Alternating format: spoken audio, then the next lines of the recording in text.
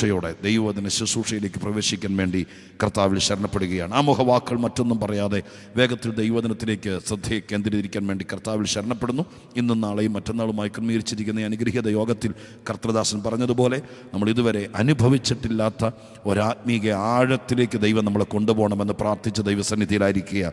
കർത്താവ് ചെയ്യാൻ വിശ്വസ്തനായ ദൈവമാണ്. വചന ശുശ്രൂഷ ഒരു ടീം വർക്കാണ്. സ്തോത്രം. ഒരു വൺ മാൻ ഷോ അല്ല.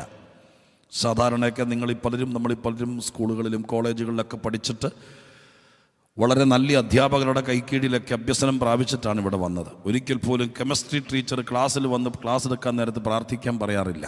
സ്തോത്രം. പക്ഷേ ദൈവത്തിനെ ശുശ്രൂഷിക്കാൻ നേരത്ത് എത്ര മിടുക്കനാണെങ്കിലും പ്രാർത്ഥിക്കാൻ പറയും.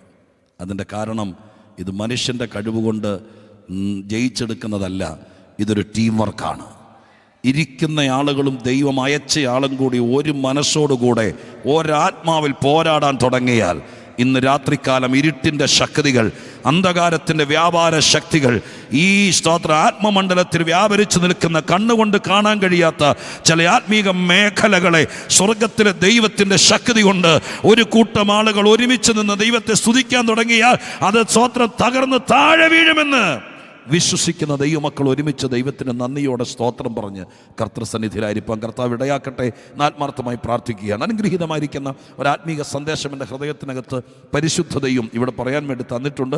ഞാൻ അതിൻ്റെ ചിന്തകളിലേക്ക് നിങ്ങളെ ക്ഷണിക്കുകയാണ്. എന്നാൽ അതിനേക്കാൾ മുമ്പ് ദൈവവചനത്തിൻ്റെ ആധികാരികതയും ദൈവവചനത്തിൻ്റെ ശക്തിയെക്കുറിച്ച് വളരെ അറിയാവുന്നവരാണ് എൻ്റെ മുമ്പിൽ ഇരിക്കുന്നത്, എനിക്കറിയാം. പക്ഷേ എൻ്റെ ഓരോ സന്ദേശത്തിലും ഞാൻ ഏറ്റവും അധികം സ്തോത്രം ദൈവവചനത്തെ സ്നേഹിക്കുന്നു. വചനത്തിൻ്റെ ശക്തിയെ ഞാൻ നന്നായി തിരിച്ചറിയുന്നു. വചനം ബഹുശക്തിയോടെ പ്രവർത്തിക്കുമെന്ന് എനിക്ക് നന്നായിട്ടറിയാം. ഇന്ന് രാത്രി നമ്മളിൽ ആരെങ്കിലും കർത്താവിനൊന്ന് ആശ്വസിപ്പിക്കണമെങ്കിൽ കർത്താവ് ഉപയോഗിക്കുന്ന ദൈവത്തിൻ്റെ വചനമായിരിക്കും. ഇന്ന് രാത്രി നിങ്ങളിൽ ആരെങ്കിലും സൗഖ്യമാക്കണമെങ്കിലും കർത്താവ് ഉപയോഗിക്കുന്നത് കർത്താവിൻ്റെ വചനമായിരിക്കും. ഇന്ന് രാത്രികാലം ആരെങ്കിലും മാനസാന്തരപ്പെടുത്തണമെങ്കിൽ കർത്താവ് ഉപയോഗിക്കുന്ന കർത്താവിൻ്റെ വചനമായിരിക്കും. ഏതെങ്കിലും ഒരു മരവിച്ച ഹൃദയത്തെ ദൈവകൃപയിലേക്ക് മടക്കി വരുത്തണമെങ്കിലും കർത്താവ് ഉപയോഗിക്കുന്നത് ദൈവത്തിൻ്റെ വചനമായിരിക്കും. ദൈവം മനുഷ്യന് വേണ്ടി, രൂപാന്തരങ്ങൾക്ക് വേണ്ടി ദൈവമായ കർത്താവ് സഭയെ പണിയാൻ വേണ്ടി, വന്നവരെ ഉറപ്പിക്കാൻ വേണ്ടി ഇതിനെല്ലാം ഉപയോഗിക്കുന്ന ദൈവത്തിൻ്റെ ഏറ്റവും ശക്തമായ മീഡിയയാണ്, ആയുധമാണ് ദൈവത്തിൻ്റെ വചനം. സ്തോത്രം. ഞാൻ വിശ്വസിക്കുന്നു, ഞാനത് പരസ്യമായി പറയുന്നു, കൃപാവരങ്ങളെക്കാൾ വചനത്തിന് ശക്തിയുണ്ട്. അത് വിശ്വസിക്കുന്നവർ ശക്തിയോടെ ദൈവത്തിന് സ്തോത്രം പറയാമെങ്കിൽ ശബ്ദമുയർത്തി പറഞ്ഞാട്ടെ ഹല്ലേലൂയ. കൃപാവരങ്ങളെല്ലാം ദൈവത്തിൻ്റെ ദാനമാണെന്നാണ് വേദപുസ്തകത്തിൽ പറയുന്നത്. എന്നാൽ ദൈവത്തിൻ്റെ വചനത്തെക്കുറിച്ച് വചനം തന്നെ സാക്ഷീകരിക്കുന്നത് വചനം ദൈവമാണെന്നാണ്. ഇന്ന് രാത്രികാലം ആ ദൈവമായ ദൈവത്തിൻ്റെ ശബ്ദവും ശക്തിയുമായ ദൈവത്തിൻ്റെ വചനം അതിൻ്റെ പ്രഭാവപൂരിതയോടുകൂടെ നമ്മുടെ മധ്യത്തിൽ വെളിപ്പെട്ടാൽ നമ്മുടെ ജീവിതം മാറിക്കിട്ടും. നമ്മുടെ മുഖത്തിന് മാറ്റം വരും, നമ്മുടെ ജീവിത ശൈലിക്ക് മാറ്റം വരും, നമ്മുടെ ശുശ്രൂഷയ്ക്ക് മാറ്റം വരും, നമ്മുടെ സഭയ്ക്ക് മാറ്റം വരും, നമ്മുടെ തലമുറകൾ അനുഗ്രഹിക്കപ്പെടും. അതുകൊണ്ട് എന്ത് വില കൊടുത്ത് ഇവിടെ വന്നിരിക്കുന്ന ദൈവമക്കൾ വചന ശുശ്രൂഷയുടെ വിജയത്തിന് വേണ്ടി പ്രാർത്ഥിച്ചും സ്തോത്രം ചെയ്തും നിങ്ങളുടെ കഴിവിൻ്റെ പരമാവധി ദൈവമായ കർത്താവിൻ്റെ വചനത്തിൻ്റെ പ്രകാശനത്തിന് വേണ്ടി ഒരാത്മീക അന്തരീക്ഷം ഇവിടെ സംജാതമാകാൻ സ്തോത്രത്തോടെ കർത്താവിൻ്റെ സന്നിധിയിലായിരിക്കുന്നത് നമുക്ക് അനുഗ്രഹമായിരിക്കുമെന്ന് ഞാൻ ആത്മാർത്ഥമായിട്ട് ഓർപ്പിക്കുകയാണ്. അനേക വാക്യങ്ങൾ വേദപുസ്തകത്തിനകത്ത് വചനം എന്താണ്, വചനം എങ്ങനെയാണ് പ്രവർത്തിക്കുന്നത്, വചനത്തിൻ്റെ ശക്തി എന്താണ്, വചനത്തെക്കുറിച്ച് എന്താണ് വചനം പറയുന്നത് എന്നിത്യാദി കാര്യങ്ങളെക്കുറിച്ചൊരു പുസ്തകം എഴുതാനുള്ള വാക്യങ്ങൾ എൻ്റെ ശുശ്രൂഷ കാലയളവിൽ ഞാൻ വചനത്തിൽ നിന്ന് കണ്ടിട്ടുണ്ട്. ഞാൻ കുറിവാക്യം വായിക്കുന്നതിനേക്കാൾ എൻ്റെ ഓർമ്മയിൽ വരുന്നൊരു വാക്യം നിങ്ങളുടെ ശ്രദ്ധയിലേക്ക് ശോധന കൊണ്ടുവരാൻ വേണ്ടി ആഗ്രഹിക്കുകയാണ്. തിമോത്തിയോസിന് എഴുതിയ ലേഖനമാണ് 2 തിമോത്തിയോസ് 3-ാം അധ്യായത്തിൻ്റെ 16-ാം വാക്യം. ഇത് ഇന്നത്തെ ചിന്തയ്ക്കുള്ള ആധാരവാക്യമല്ല, ഒരാമുഖത്തിൽ നിങ്ങളുടെ ശ്രദ്ധയെ വചനത്തോട് കുറച്ചുകൂടെ അടുപ്പിച്ചിട്ട് കുറിവാക്യം വായിക്കാൻ പരിശുദ്ധാത്മാവിനെ പ്രേരിപ്പിക്കുകയാൽ 2 തിമോത്തിയോസ് 3:16 ഞാനൊന്ന് സ്തോത്രം പറയാം, നിങ്ങൾ ശ്രദ്ധിച്ചോളൂ. 3:16 2 തിമോത്തിയോസ് വാക്യം ഇങ്ങനെയാണ്: എല്ലാ തിരുവെഴുത്തും ദൈവശ്വാസീയമാകയാൽ ദൈവത്തിൻ്റെ മനുഷ്യൻ സകല സൽപ്രവൃത്തിക്കും വക പ്രാപിച്ച് തികഞ്ഞവനാകേണ്ടതിന് ഉപദേശത്തിനും ശാസനത്തിനും ഗുണീകരണത്തിനും നീതിയിലെ അഭ്യസനത്തിനും പ്രയോജനമുള്ളതാകുന്നു. ദൈവത്തിൻ്റെ വചനത്തിൻ്റെ പ്രയോജനമാണ് അവിടെ എഴുതിയിരിക്കുന്നത്. സ്തോത്രം. ഹല്ലേലൂയ. ഇന്നലെ വായിച്ച അല്ലെങ്കിൽ ഇന്ന് രാവിലെ നമ്മൾ വായിച്ചൊരു ന്യൂസ് പേപ്പറിൻ്റെ പ്രയോജനം മിക്കവാറും തീർന്നു. സ്തോത്രം. അതിന് വലിയ കടല പൊതിയാനോ സ്തോത്രം മറ്റെന്തെങ്കിലും പൊതിയാനേ കൊള്ളത്തുള്ളൂ. പക്ഷേ ദൈവത്തിൻ്റെ വചനത്തെക്കുറിച്ച് വചനം പറയുന്നത് ഇത് പ്രയോജനമുള്ളതാണ്. സ്തോത്രം, ഹല്ലേലൂയ. ഇത് പ്രയോജനമുള്ളതാണ്. ഇത് മനുഷ്യനെ തികഞ്ഞവനാക്കുന്നതാണ്. ഇതിന് മനുഷ്യനെ നേരെയുള്ളതാക്കുന്നതാണ്. എത്ര പേർക്ക് ഇന്ന് രാത്രികാലം എനിക്കും എൻ്റെ കുടുംബത്തിനും ദൈവത്തിൻ്റെ വചനം പ്രയോജനമുള്ളതാണെന്ന് വിശ്വാസമുണ്ട്? അവരിന്ന് രാത്രികാലം എവിടെ ഇരുന്ന് കേൾക്കാലും, ദൈവസന്നിധാനത്തിൽ ഈ ഹോളിനകത്തോ പുറത്തോ എവിടെ കേട്ടാലും അവർ ഒരുമിച്ച് ദൈവസന്നിധിയിൽ, ഇന്ന് രാത്രി ഞാൻ വന്നിരിക്കുന്നത് പ്രയോജനമില്ലാത്ത ഒന്നിൻ്റെ മുമ്പിലല്ല, ഇന്ന് രാത്രി ഞങ്ങൾ വന്നിരിക്കുന്നത് പ്രയോജനമുള്ള ചിലതിൻ്റെ മുമ്പിലാണെന്ന് വിശ്വസിക്കുന്ന ദൈവമക്കൾ ഒരുമിച്ച് നിങ്ങൾക്ക് ലഭിക്കുന്ന ഇൻസ്പിറേഷൻ അനുസരിച്ച് ആത്മാവിലൊന്ന് പ്രതികരിക്കാമെങ്കിൽ സ്തോത്രത്തോടെയോ നന്ദിയോടെയോ പ്രതികരിക്കുക. ദൈവത്തിന്റെ വചനം എനിക്കും നിങ്ങൾക്കും പ്രയോജനമാണ്. ഹല്ലേലൂയ, പ്രയോജനമാണ്. എങ്ങനെയൊക്കെയാണ്? അതൊരു പ്രസംഗത്തിനുള്ള വകയുണ്ട്. വേദപുസ്തക ചിന്തകർക്കായിരിക്കുന്ന ആളുകൾക്ക് ആ ഒരൊറ്റ വാക്യം തന്നെ ഏതൊക്കെ കാര്യത്തിനകത്ത് പ്രയോജനപ്പെടുമെന്ന് എഴുതിയിട്ടുണ്ട്. സ്തോത്രം, ഹല്ലേലൂയ. ഈ വാക്യത്തിൻ്റെ സ്തോത്രം എല്ലാ തിരുവെഴുത്തും ദൈവശ്വാസീയമാകിയാലെന്നാണ് ഇംഗ്ലീഷ് ഇന്റർനാഷണൽ സ്റ്റാൻഡേർഡ് വേർഷനിൽ കിടക്കുന്നത്. ഇങ്ങനെയാണ്. സ്തോത്രം, ഹല്ലേലൂയ. സ്തോത്രം. അവിടെ പറയുന്ന വാക്കിന് കൊടുത്തിരിക്കുന്ന വാക്ക് ഇങ്ങനെയാണ്. സ്തോത്രം, all scriptures are God breathed. സ്തോത്രം, എല്ലാ തിരുവെഴുത്തും ദൈവത്തിൻ്റെ ശ്വാസമാണ്. ദൈവശ്വാസം അത് തന്നെയാണ് മലയാളത്തിൽ. പക്ഷെ മലയാളത്തിൽ നമ്മളൊരു ലാഘവത്തോടെ വായിച്ചു വിടുന്നു. അതിൻ്റെ ഡെപ്ത് ഒന്നോടെ മനസ്സിലാക്കാൻ വേണ്ടി പറയുകയാണ്. ഈ വചനത്തിലെ എല്ലാം വേദപുസ്തകം സാക്ഷീകരിക്കുന്നു. എല്ലാ തിരുവെഴുത്തും ദൈവത്തിൻ്റെ ശ്വാസമാണ്. ദൈവം ശ്വസിച്ചതാണ്.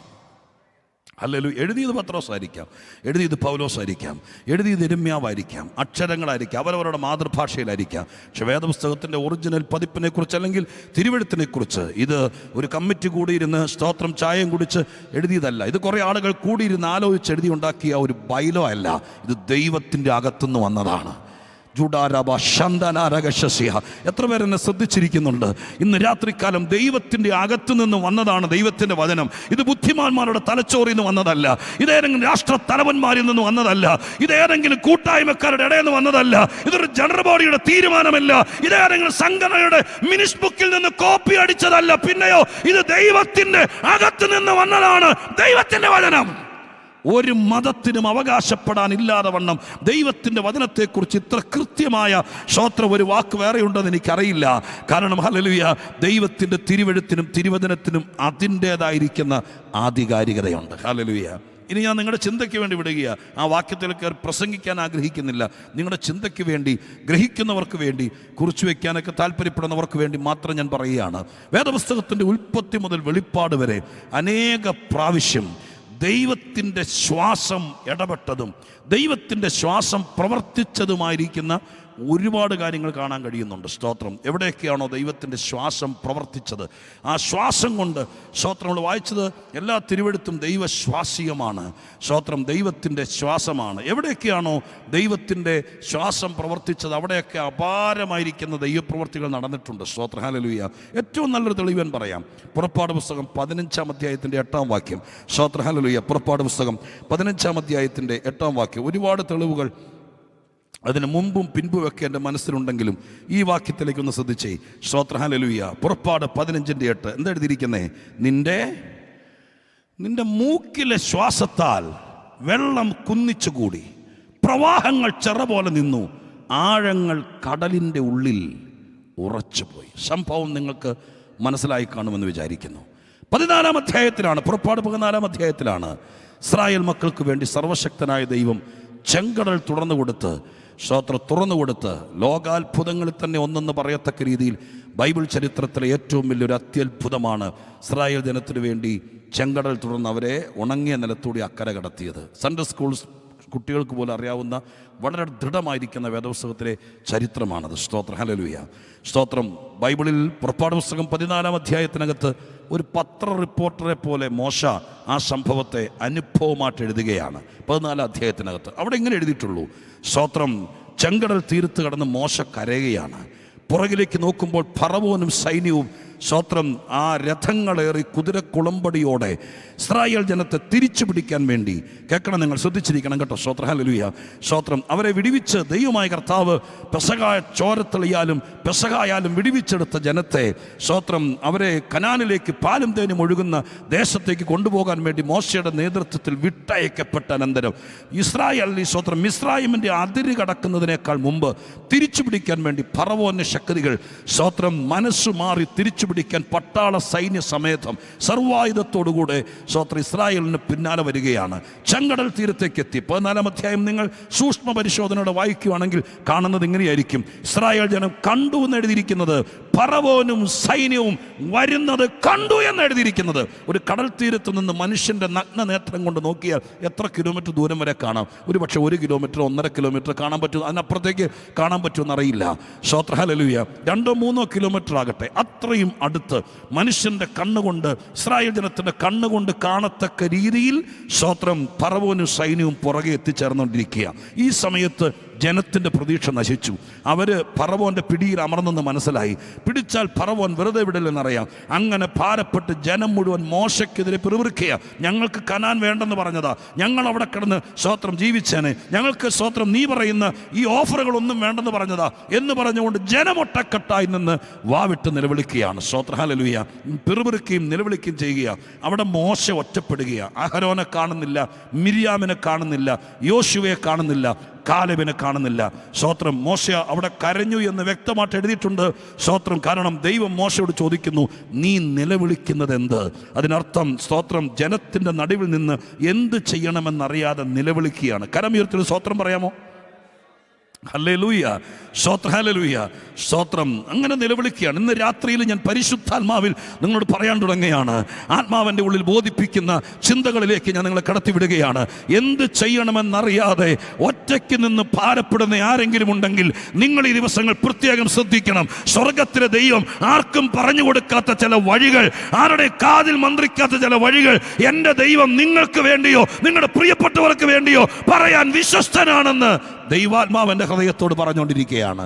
ഈ രാത്രികാലം നിങ്ങൾ സ്തോത്രം ഹല്ലേലൂയ ഓൺലൈനിൽ വാച്ച് ചെയ്യുന്നവരോ എവിടെ ഇരിക്കുന്നവരാണെങ്കിലും, ശാലയം സ്തോത്രം അസംബ്ലീസ് ചർച്ചാണിത് ക്രമീകരിച്ചിരിക്കുന്നെങ്കിലും, നിങ്ങളൊരു പക്ഷേ രാജ്യങ്ങൾക്കപ്പുറത്ത് ഇതിൻ്റെ ലിങ്ക് കിട്ടി നിങ്ങളിരുന്ന് കേൾക്കുകയായിരിക്കാം. നിങ്ങൾ എവിടെ ഇരുന്ന് കേട്ടാലും ഇന്ന് രാത്രി വചനം ഒരു പൊതുസ്വത്താണ്.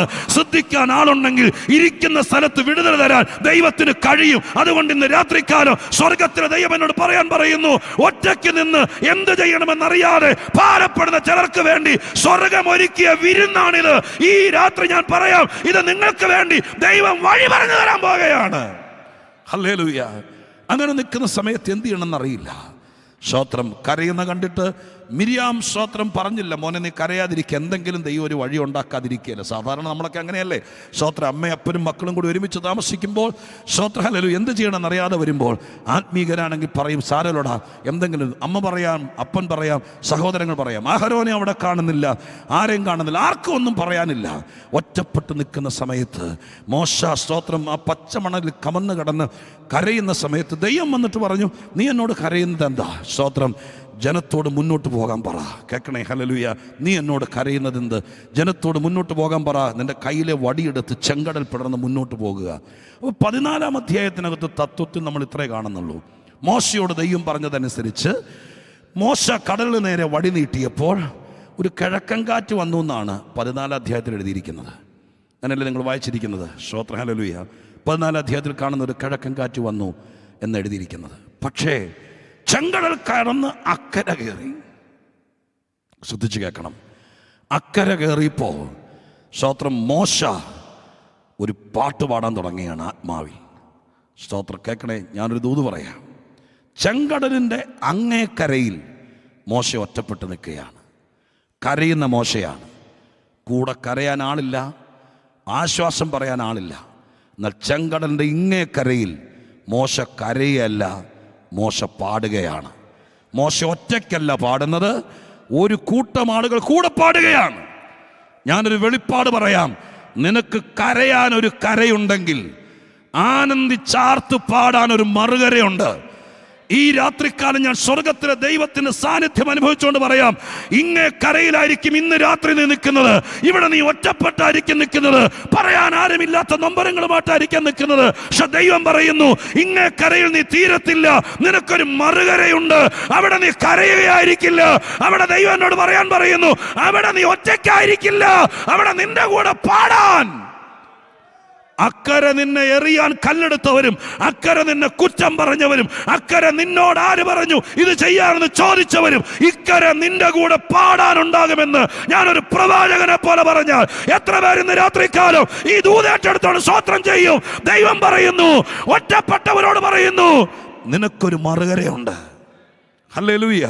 അങ്ങേ കരയിൽ സ്തോത്രം ഹല്ലേലൂയ നിൽക്കുകയാണ്. അവിടെ മോശ ഒരു പാട്ട് പാടുകയാണ്. നമ്മളിന്ന് പാടിയ പാട്ടുകളെല്ലാം സ്തോത്രം വളരെ ആത്മീകരായിരിക്കുന്ന ആളുകൾ എഴുതിയ പാട്ടുകളാണ്. നമ്മുടെ പാട്ട് പുസ്തകത്തിനകത്ത് നമ്മുടെ കമ്പ്യൂട്ടറിനകത്ത് നമ്മൾ ചിട്ടപ്പെടുത്തി കൊണ്ടുവന്ന പാട്ടുകളാണ്. എന്നാൽ മോശ ചെങ്കടലിന് അക്കരെ പാടിയത് സ്തോത്രം ചിട്ടപ്പെടുത്തി കൊണ്ടുവന്ന പാട്ടല്ല. സിയോൻ ഗീതാവയിലൊരു പാട്ടല്ല പാടിയത്.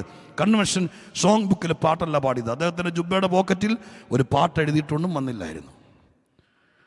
പക്ഷെ അക്കരെ കയറിയപ്പോൾ അദ്ദേഹത്തിൻ്റെ വായിലൊരു പാട്ട് വന്നു. സ്തോത്രം ഹല്ലേലൂയ. മനസ്സിലായോ? സ്തോത്രം. പാട്ട് വന്നു. ആ പാട്ട് പാടാൻ തുടങ്ങുമ്പോൾ ആരൊക്കെയോ തപ്പെടുത്തോണ്ട് വന്നു, ആരൊക്കെയോ കൂടെ പാടാൻ തുടങ്ങി. അങ്ങനെ പാടാൻ തുടങ്ങുന്ന സമയത്ത് മോശ, ഞാൻ പറയുന്നത് ശ്രദ്ധിച്ച് കേൾക്കണം, മോശ ആത്മതലങ്ങളിലേക്ക് കയറി. എൻ്റെ ഭാഷ പറഞ്ഞാൽ, നമ്മുടെ ഭാഷ പറഞ്ഞാൽ ആത്മാവിലായി. അങ്ങനെ പറയാൻ കാരണം പഴയ നിയമത്തിൽ ആത്മാവുണ്ടോ എന്നൊക്കെ ചോദിക്കുന്ന വിമർശനങ്ങൾ നമ്മൾ മനസ്സിനകത്തേക്ക് വന്നേക്കാം. എല്ലാത്തിനും തട്ടിത്തെറിപ്പിച്ചുകൊണ്ട് പറ. അങ്ങനെ പറയാൻ കാരണം ആ 15 അധ്യായം നിങ്ങൾ വായിച്ചു നോക്കിയാൽ കാണാൻ കഴിയുന്നത് അതൊരു സ്തോത്രം എന്താ പറയുക, ഒരു തനി ആവർത്തനം, 14 അധ്യായത്തിൻ്റെ ആവർത്തനം അല്ല. സ്തോത്രം. അവിടെ രഹസ്യങ്ങൾ വെളിപ്പെടുകയാണ്. നിങ്ങൾ പിന്നെ ഇരുന്ന് വായിച്ചാൽ മതി, നിങ്ങൾക്ക് മനസ്സിലാക്കാൻ ഇടയായിത്തീരും. ഞാൻ പറയാം, സ്തോത്രം. ഇന്ന് രാത്രികാലം നിങ്ങളുടെ ആത്മതലങ്ങൾ തുറന്നാൽ ഞാനൊരു കാര്യം പറയാം, നിങ്ങൾക്കറിയാത്ത മേഖലകളിലേക്ക് ദൈവം കയറ്റും. നമ്മൾ ഒരുമിച്ചുള്ള ഈ ദിവസങ്ങൾ ഞാൻ ആത്മാവിൽ പ്രാർത്ഥിക്കുന്നു, മറ്റൊന്നിലേക്കും നിങ്ങളെ തള്ളിക്കയറ്റിവിടാൻ പറ്റിയില്ലെങ്കിലും ആത്മമണ്ഡലത്തിലേക്ക് നമുക്ക് ഒരുമിച്ച് കയറാൻ പറ്റിയാൽ നിങ്ങൾ അനുഭവിക്കുന്ന വിഷയത്തെക്കുറിച്ച് കാഴ്ചപ്പാടുകൾ, നിങ്ങളുടെ കുടുംബത്തെക്കുറിച്ച്, നിങ്ങളുടെ നാളുകളെക്കുറിച്ച്, നിങ്ങൾ അനുഭവിക്കുന്ന വേദനകളെക്കുറിച്ച് സ്വർഗത്തിലെ ദൈവം നിങ്ങൾക്ക് എന്തുകൊണ്ട്, നിങ്ങളുടെ കുടുംബത്തിന് എന്തുകൊണ്ട്, നിങ്ങളുടെ സഹോദരങ്ങൾക്ക് എന്തുകൊണ്ട്, ഞങ്ങളുടെ കുടുംബത്തിന് അടപടലെ ഇങ്ങനെ സംഭവിച്ചത് എന്തുകൊണ്ട് എന്ന ചോദ്യത്തിന് നിങ്ങൾ 1000 പേരോട് ചോദിച്ചിട്ട് കിട്ടാത്ത മറുപടി നിങ്ങൾ ആത്മാവിൽ കയറിയാൽ കിട്ടും. സ്തോത്രം. ഹല്ലേലൂയ. ഈ രാത്രികാലം ആത്മതലങ്ങളിലേക്ക് പ്രവേശിച്ചാൽ നിശ്ചയമായിട്ട് അത് ബോധ്യമായി തീരും. മോശ അങ്ങനെ ആത്മതലങ്ങളിൽ കയറി പറയുകയാണ്. അതിൻ്റെ 15 അധ്യായം മുഴുവൻ നമുക്ക് ഒന്നിനു പുറകെ ഒന്നായിട്ട് സ്തോത്രം വിശദമായി വിശദീകരിച്ചെടുക്കാം. പക്ഷെ അവിടെ കിടക്കാൻ ആഗ്രഹിക്കുന്നില്ല. നമ്മൾ വായിച്ച ഈ വാക്യം മാത്രം ഓർപ്പിക്കാൻ വേണ്ടി ആഗ്രഹിക്കുന്നു. 15:8 നിങ്ങൾ കണ്ടോ? അവിടെ മോശ പറയുകയാണ്, എൻ്റെ വടിയുടെ ശക്തിയോ, എൻ്റെ കണ്ണീരിൻ്റെ ശക്തിയോ, എൻ്റെ വടിനീട്ടൽ കൊണ്ടോ, കിഴക്കൻ കാറ്റ് കൊണ്ടൊന്നുമല്ല ചെങ്കടൽ പിളർന്നത്. നിങ്ങൾ കണ്ടോ? നിങ്ങൾ എന്നെ തുറിച്ചു നോക്കുന്നു. സ്തോത്രം. ബൈബിളിലേക്ക് നോക്ക്. 15:8 കണ്ടോ? ആത്മാവിൽ മോശ പറയുകയാണ്, അവന്റെ മൂക്കിലെ ശ്വാസത്താൽ എന്തോ സംഭവിച്ചു? സ്തോത്രം. വെള്ളം കുന്നിച്ചുകൂടി, പ്രവാഹങ്ങൾ ചറ പോലെ നിന്നു, സമുദ്രത്തിൻ്റെ അടിത്തട്ടിലൂടെ ജനം കടന്നുപോയി. ആത്മാവിലായപ്പോൾ മോശ എന്താ പറഞ്ഞേ? കിഴക്കൻ കാറ്റ് വന്നു എന്നല്ല, വടി നീട്ടിന്നല്ല, ദൈവത്തിൻ്റെ മൂക്കിലെ ശ്വാസമാണ് കടൽ പിളർന്നതെന്ന്. എത്ര പേർക്ക് സ്തോത്രം പറയാൻ പറ്റും? സ്തോത്രം. ഹല്ലേലൂയ. നിങ്ങളുടെ കയ്യിലെ ബൈബിളിനകത്ത് എഴുതിയിരിക്കുന്ന ആത്മീക രഹസ്യം ഞാൻ നിങ്ങളെ കാണിച്ചു തരികയാണ്. ഇന്ന് രാത്രികാലം ആ ശ്വാസം, സ്തോത്രം, ദൈവത്തിൻ്റെ വചനം അവൻ്റെ ശ്വാസമാണ്. ആ ശ്വാസം ഇന്ന് രാത്രി സ്തോത്രം ഹല്ലേലൂയ ഈ ഹോളിനകത്ത് വ്യാപരിച്ചാൽ, നിങ്ങളിരുന്ന് സ്തോത്രം പറഞ്ഞ് ഏറ്റെടുക്കുന്ന നിങ്ങളുടെ വീടിനകത്ത് വ്യാപരിച്ചാൽ, വഴിയില്ലാത്തടത്ത് വഴി തുറക്കാൻ ഈ ശ്വാസത്തിന് കഴിയുമെന്ന് എത്ര ദൈവമക്കൾ വിശ്വസിക്കുന്നുണ്ട്?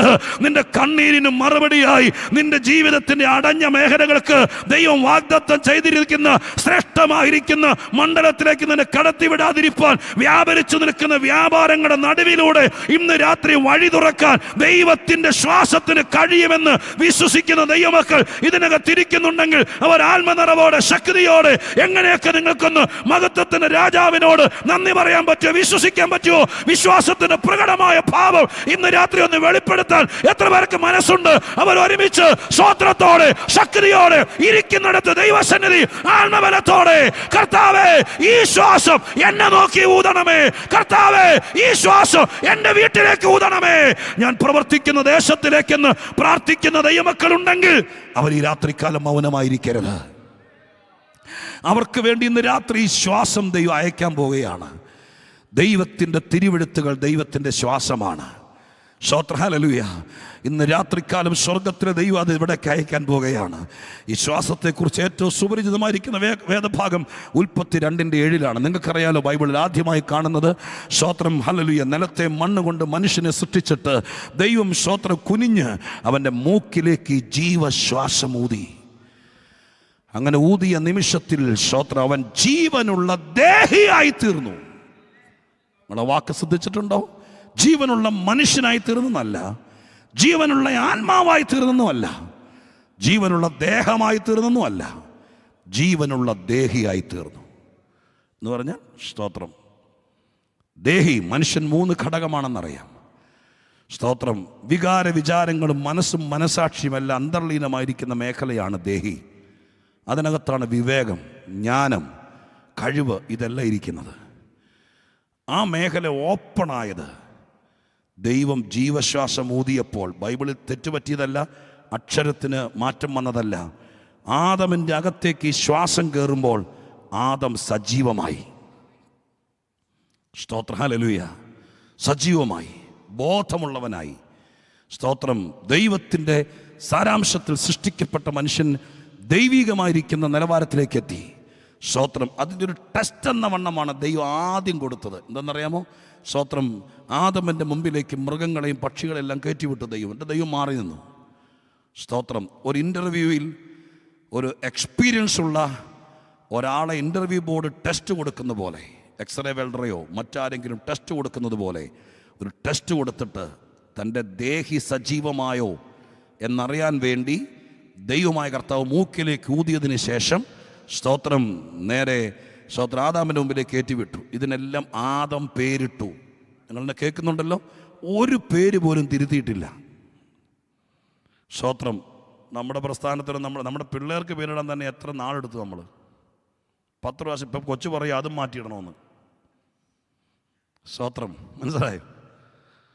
അപ്പോൾ ഒരു പേര് പോലും ദൈവം ശരിയായില്ല. ആനയ്ക്ക് പൂച്ചാന്നിട്ടായിരുന്നെങ്കിൽ പോയേനെ. പക്ഷെ ഇട്ടതെല്ലാം ഇട്ടു. കാരണം എന്താ? ദേഹി സജീവമായി. ഞാൻ കളി പറഞ്ഞു നിൽക്കുകയല്ല. വചനമകത്ത് ചെന്നെങ്കിലേ ദേഹി സജീവമാകുള്ളൂ. മനുഷ്യൻ്റെ ബോധമണ്ഡലത്തെ നമ്മൾ കൈകാര്യം ചെയ്യാത്ത, സഭ പോലും മറന്നിരിക്കുന്നൊരു മേഖലയാണ് ദേഹി. സ്തോത്രം. അവിടെ പൊട്ടലുണ്ടായെങ്കിലേ രക്ഷിക്കപ്പെടൽ നടക്കുകയുള്ളൂ. അവിടെ പൊട്ടലുണ്ടായെങ്കിലേ തീരുമാനമെടുക്കാൻ പറ്റുള്ളൂ. സാത്താൻ ബുദ്ധിമണ്ഡലത്തെ ഇരുട്ടാക്കി എന്ന് എഴുതിയിരിക്കുന്നത്. ആ മേഖലകളെ ഈ ദിവസങ്ങളിൽ പൊട്ടിച്ചിട്ട് ദൈവം തൻ്റെ ശ്വാസം അകത്ത് കയറ്റി. സ്തോത്രം. നിങ്ങൾ സംസാരിക്കുന്ന ആളുകളുടെ ദേഹി സജീവമാകാൻ, സ്തോത്രയുടെ ബുദ്ധിമണ്ഡലങ്ങൾ തുറക്കാൻ, അവരിൽ ദൈവപ്രസാദം ഉണ്ടാകാൻ, അവർ സത്യദൈവത്തെ തിരിച്ചറിയാൻ, അവർ ആരാധനയെ തിരിച്ചറിയാൻ, സഭയെ തിരിച്ചറിയാൻ, ദൈവികതയെ തിരിച്ചറിയാൻ ദൈവമായ കർത്താവ് ഇടയാക്കണമെന്ന് പ്രാർത്ഥിക്കുന്ന എത്ര പേരുണ്ട്? അവരിന്ന് രാത്രികാലം, ഈ രാത്രിയിലെ ശുശ്രൂഷയുടെ ഉദ്ദേശം ഞാൻ ആത്മാവിൽ പറയുകയാണ്. ഈ രാത്രി വചനം പറയുന്നത് നിങ്ങളെ കൈയടിപ്പിക്കാനല്ല, നിങ്ങളെ സ്തോത്രം പറയിപ്പിക്കാനല്ല. അതൊക്കെ നിങ്ങളുടെ ഇഷ്ടത്തിന് വിട്ടുതരുന്നു. നിങ്ങളും ദൈവമായിട്ടുള്ള ബന്ധത്തിന് വിട്ടുതരുന്നു. നിങ്ങളുടെ ആത്മീയതയുടെ ആഴമനുസരിച്ച് അതൊക്കെ ചെയ്തോളുക. പക്ഷേ ദൈവം എന്നോട് പറയുന്ന കാര്യം ഞാൻ പറയാം. എൻ്റെ ശ്വാസം ഇന്ന് ഇതിനകത്ത് ഊതാൻ തുടങ്ങുകയാണ്. അവരുടെ മാനസിക നിലവാരത്തിന് മാറ്റം വരും. അവരുടെ ദേഹി മണ്ഡലത്തിന് മാറ്റം വരും. കടുംപിടുത്തങ്ങൾ വിട്ടുമാറും. ദൈവപ്രവർത്തികൾ വെളിപ്പെടുത്തും. സ്വർഗസ്ഥനും ഭൂമിക്കും നാഥനായ എൻ്റെ ദൈവത്തിൻ്റെ കൃപയാൽ ചില കാര്യങ്ങളുടെ മേൽ വൻ കാര്യങ്ങൾ നടക്കുമെന്ന് ആത്മാവിൽ വിശ്വസിക്കുന്നവരെല്ലാവരും ചേർന്ന് ഒരു 2-3 മിനിറ്റെങ്കിലും സ്തോത്രം പറഞ്ഞ് സ്തുതിച്ച് ദൈവത്തെ പുകഴ്ത്താൻ പറ്റുമെങ്കിൽ അത് തന്നെ ചെയ്യട്ടെ ഇന്ന് രാത്രികാലം. അതിന് വേണ്ടി വിശ്വസിക്കുന്നവർ കരമടിച്ചോ, കരമുയർത്തിയോ, അന്യഭാഷയിലോ മാതൃഭാഷയിലോ അതരങ്ങൾ ചലിപ്പിച്ച് ശബ്ദമുയർത്തി ദൈവത്തിന് സ്തോത്രം ചെയ്യാൻ കഴിയുന്ന എല്ലാ പ്രിയപ്പെട്ടവരും ചേർന്ന് ഒരുമിച്ച് ഈ ആമുഖ സമയത്ത് ദൈവത്തിന് സ്തോത്രം ചെയ്യുവീൻ. പോരാ, ശക്തിയോടെ ശക്തിയോടെ ശക്തിയോടെ യേശുവിന്റെ നാമത്തിൽ ദേഹി സജീവമാകട്ടെ. സ്നേഹം, ബന്ധം ഇതെല്ലാം അവിടെയാണ്. ഇന്ന് രാത്രി ഈ ദേശത്തെ സഭകൾ, ഈ നാട്ടിലെ ദൈവമക്കൾ, നിന്റെ കുടുംബത്തിൽ ബാക്കിയുള്ളവർ ബോധ മനസ്സോടെ സഹോദര ബന്ധത്തോടെ യേശുവിന്റെ നാമത്തെ ഉയർത്താൻ ഇടയാകണമെങ്കിൽ ഒരുമിച്ച് സ്തോത്രത്തോടെ ആത്മനിറവിൽ ദൈവമക്കൾ സ്തുതിയോടുകൂടെ പറ. ഈ രാത്രി ഞങ്ങൾ യോഗം വെച്ചതുകൊണ്ട് ദൈവത്തിന്റെ കാറ്റ് എന്നെ നോക്കി ഊതണമേ, എന്റെ മേൽ ഇറങ്ങി വരണമേ, ഞങ്ങളിൽ വ്യാപരിക്കണമേ. ദൈവത്തിന്റെ ശ്വാസം ഇന്ന് രാത്രി വ്യാപരിക്കട്ടെ. കണ്ണുകളുടെ ഒരു നിമിഷം നമുക്ക് പ്രാർത്ഥിക്കാം. 3 ദിവസത്തേക്ക് ദൈവമായ കർത്താവ് നമുക്ക് തന്നിരിക്കുന്ന അസുലഭ സന്ദർഭങ്ങൾ അനുഗ്രഹപൂർണ്ണമാകാൻ കണ്ണുകൾ അടച്ച് എല്ലാ പ്രിയപ്പെട്ട ഒരു വാക്ക് പ്രാർത്ഥിച്ചാട്ടെ. നാഥ കർത്താവേ, അങ്ങയുടെ ശ്വാസം എന്നെ നോക്കി ഊതണേ. എൻ്റെ അടുത്തിരിക്കുന്ന കുഞ്ഞുങ്ങൾ, എൻ്റെ പ്രിയപ്പെട്ടവർ, എൻ്റെ കൂടെ വന്നിരിക്കുന്നവർ ആരൊക്കെയാണെങ്കിലും യേശുവിൻ്റെ നാമത്തിൽ ഇന്ന് രാത്രികാലം ഞാൻ പറയുന്നത് തിരിച്ചറിയുന്ന ദൈവമക്കൾ എത്ര പേരുണ്ടോ അവരെല്ലാം കണ്ണുകൾ അടച്ച് ദൈവത്തോടൊരു വാക്ക് ദൈവസന്നിധി പ്രാർത്ഥിച്ചാട്ടെ. ദൈവമേ, ഞങ്ങളുടെ മേൽ കർത്താവിൻ്റെ വചനം ഒരു ശ്വാസം പോലെ ഇറങ്ങി വരട്ടെ. 2 കാര്യങ്ങൾ ഇന്ന് രാത്രിക്കാലം ഞാൻ പറഞ്ഞു. ഒന്ന്, സ്തോത്രഹല്ലേലൂയ, ദൈവം രൂപപ്പെടുത്തിയിട്ടിരിക്കുന്ന ആ മൺപ്രതിമയെ അസാധാരണമായിരിക്കുന്ന അത്ഭുത സൃഷ്ടിയാക്കി മാറ്റാൻ ദൈവത്തിൻ്റെ ശ്വാസം ആവശ്യമായി വന്നെങ്കിൽ ഇന്ന് രാത്രി എന്നിൽ ഫോം ചെയ്തിരിക്കുന്ന ചില വാഗ്ദത്തങ്ങൾ, എന്നോട് പറഞ്ഞിരിക്കുന്ന ചില കാര്യങ്ങൾ, അത് നിറവേറുവാൻ നിന്റെ വചനത്തിൻ്റെ ഊത്തിനാൽ, നിന്റെ വചനത്തിൻ്റെ ശക്തിയാൽ ചില കാര്യങ്ങൾ ഇന്ന് രാത്രിക്കാലം ദൈവസഭയോട് പറഞ്ഞിരിക്കുന്ന, ഞങ്ങളോട് പറഞ്ഞിരിക്കുന്ന, ഞങ്ങളുടെ കുടുംബത്തോട് പറഞ്ഞിരിക്കുന്ന ചില കാര്യങ്ങൾ ഇന്ന് രാത്രി നിറവേറാൻ നിന്റെ വചനത്തിന്റെ ശക്തി കൊണ്ട് എല്ലാ തിരുവെഴുത്ത് ദൈവ ശ്വാസമാകയാൽ റബന ശഗന ഹഡഗ മനയ ദരാദര അംദര രഗദിനി അടഗച്ഛാദിയാന. യേശുവിൻ്റെ നാമത്തിൽ ഒരുമിച്ച് സ്തോത്രത്തോടെ മനസ്സ് തുറന്ന് എല്ലാവരും ചേർന്ന് ആത്മശക്തിയോടെ ആത്മകൃപയോടെ എൻ്റെ ദൈവത്തെ ആരാധിക്കാൻ മനസ്സുള്ളവരെല്ലാം ഈ കരമടിക്കുന്നവരുടെ കൂടെ, ഈ സ്തോത്രം പറയുന്നവരുടെ കൂടെ ഇന്ന് രാത്രിക്കാലം ദൈവ ജനത്തിൻ്റെ കൂടെ നന്ദി പറഞ്ഞുകൊണ്ട് ദൈവത്തെ സ്തുതിക്കാൻ തുടങ്ങട്ടെ, ദൈവത്തെ പുകഴ്ത്താൻ തുടങ്ങട്ടെ. യേശുവേ, ഞങ്ങൾ ഒരുമിച്ച് ദൈവത്തെ സ്തുതിക്കുന്നു. കർത്താവിൻ്റെ ശ്വാസമാണ് ആദമിനെ ആദമാക്കിയത്.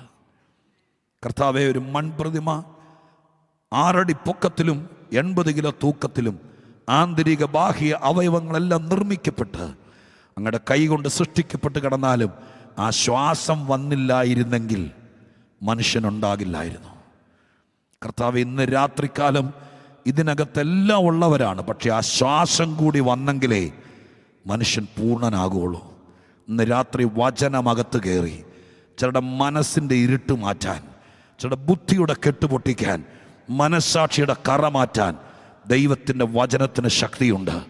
ഞങ്ങളത് വിശ്വസിക്കുന്ന കർത്താവേ, ഞങ്ങളെ രൂപാന്തരപ്പെടുത്തണമേ, ഞങ്ങളുടെ ചിന്താധാരകൾക്ക് മാറ്റം വരുത്തണമേ. ചെങ്കടൽ പിളർന്നതുപോലെ അങ്ങയുടെ ശ്വാസത്തിന് ഞങ്ങളുടെ മുമ്പിൽ ചില വഴി തുറക്കാൻ കഴിയും. ഇന്ന് രാത്രി ഇവിടെ ഇരിക്കുന്ന മുഴുവൻ ജനങ്ങൾക്കും, ദൂരത്തും ചാരത്തും കേൾക്കുന്നവർക്കും അത് സംഭവിക്കാനിടയാക്കണമെന്ന് പ്രാർത്ഥിക്കുന്നു.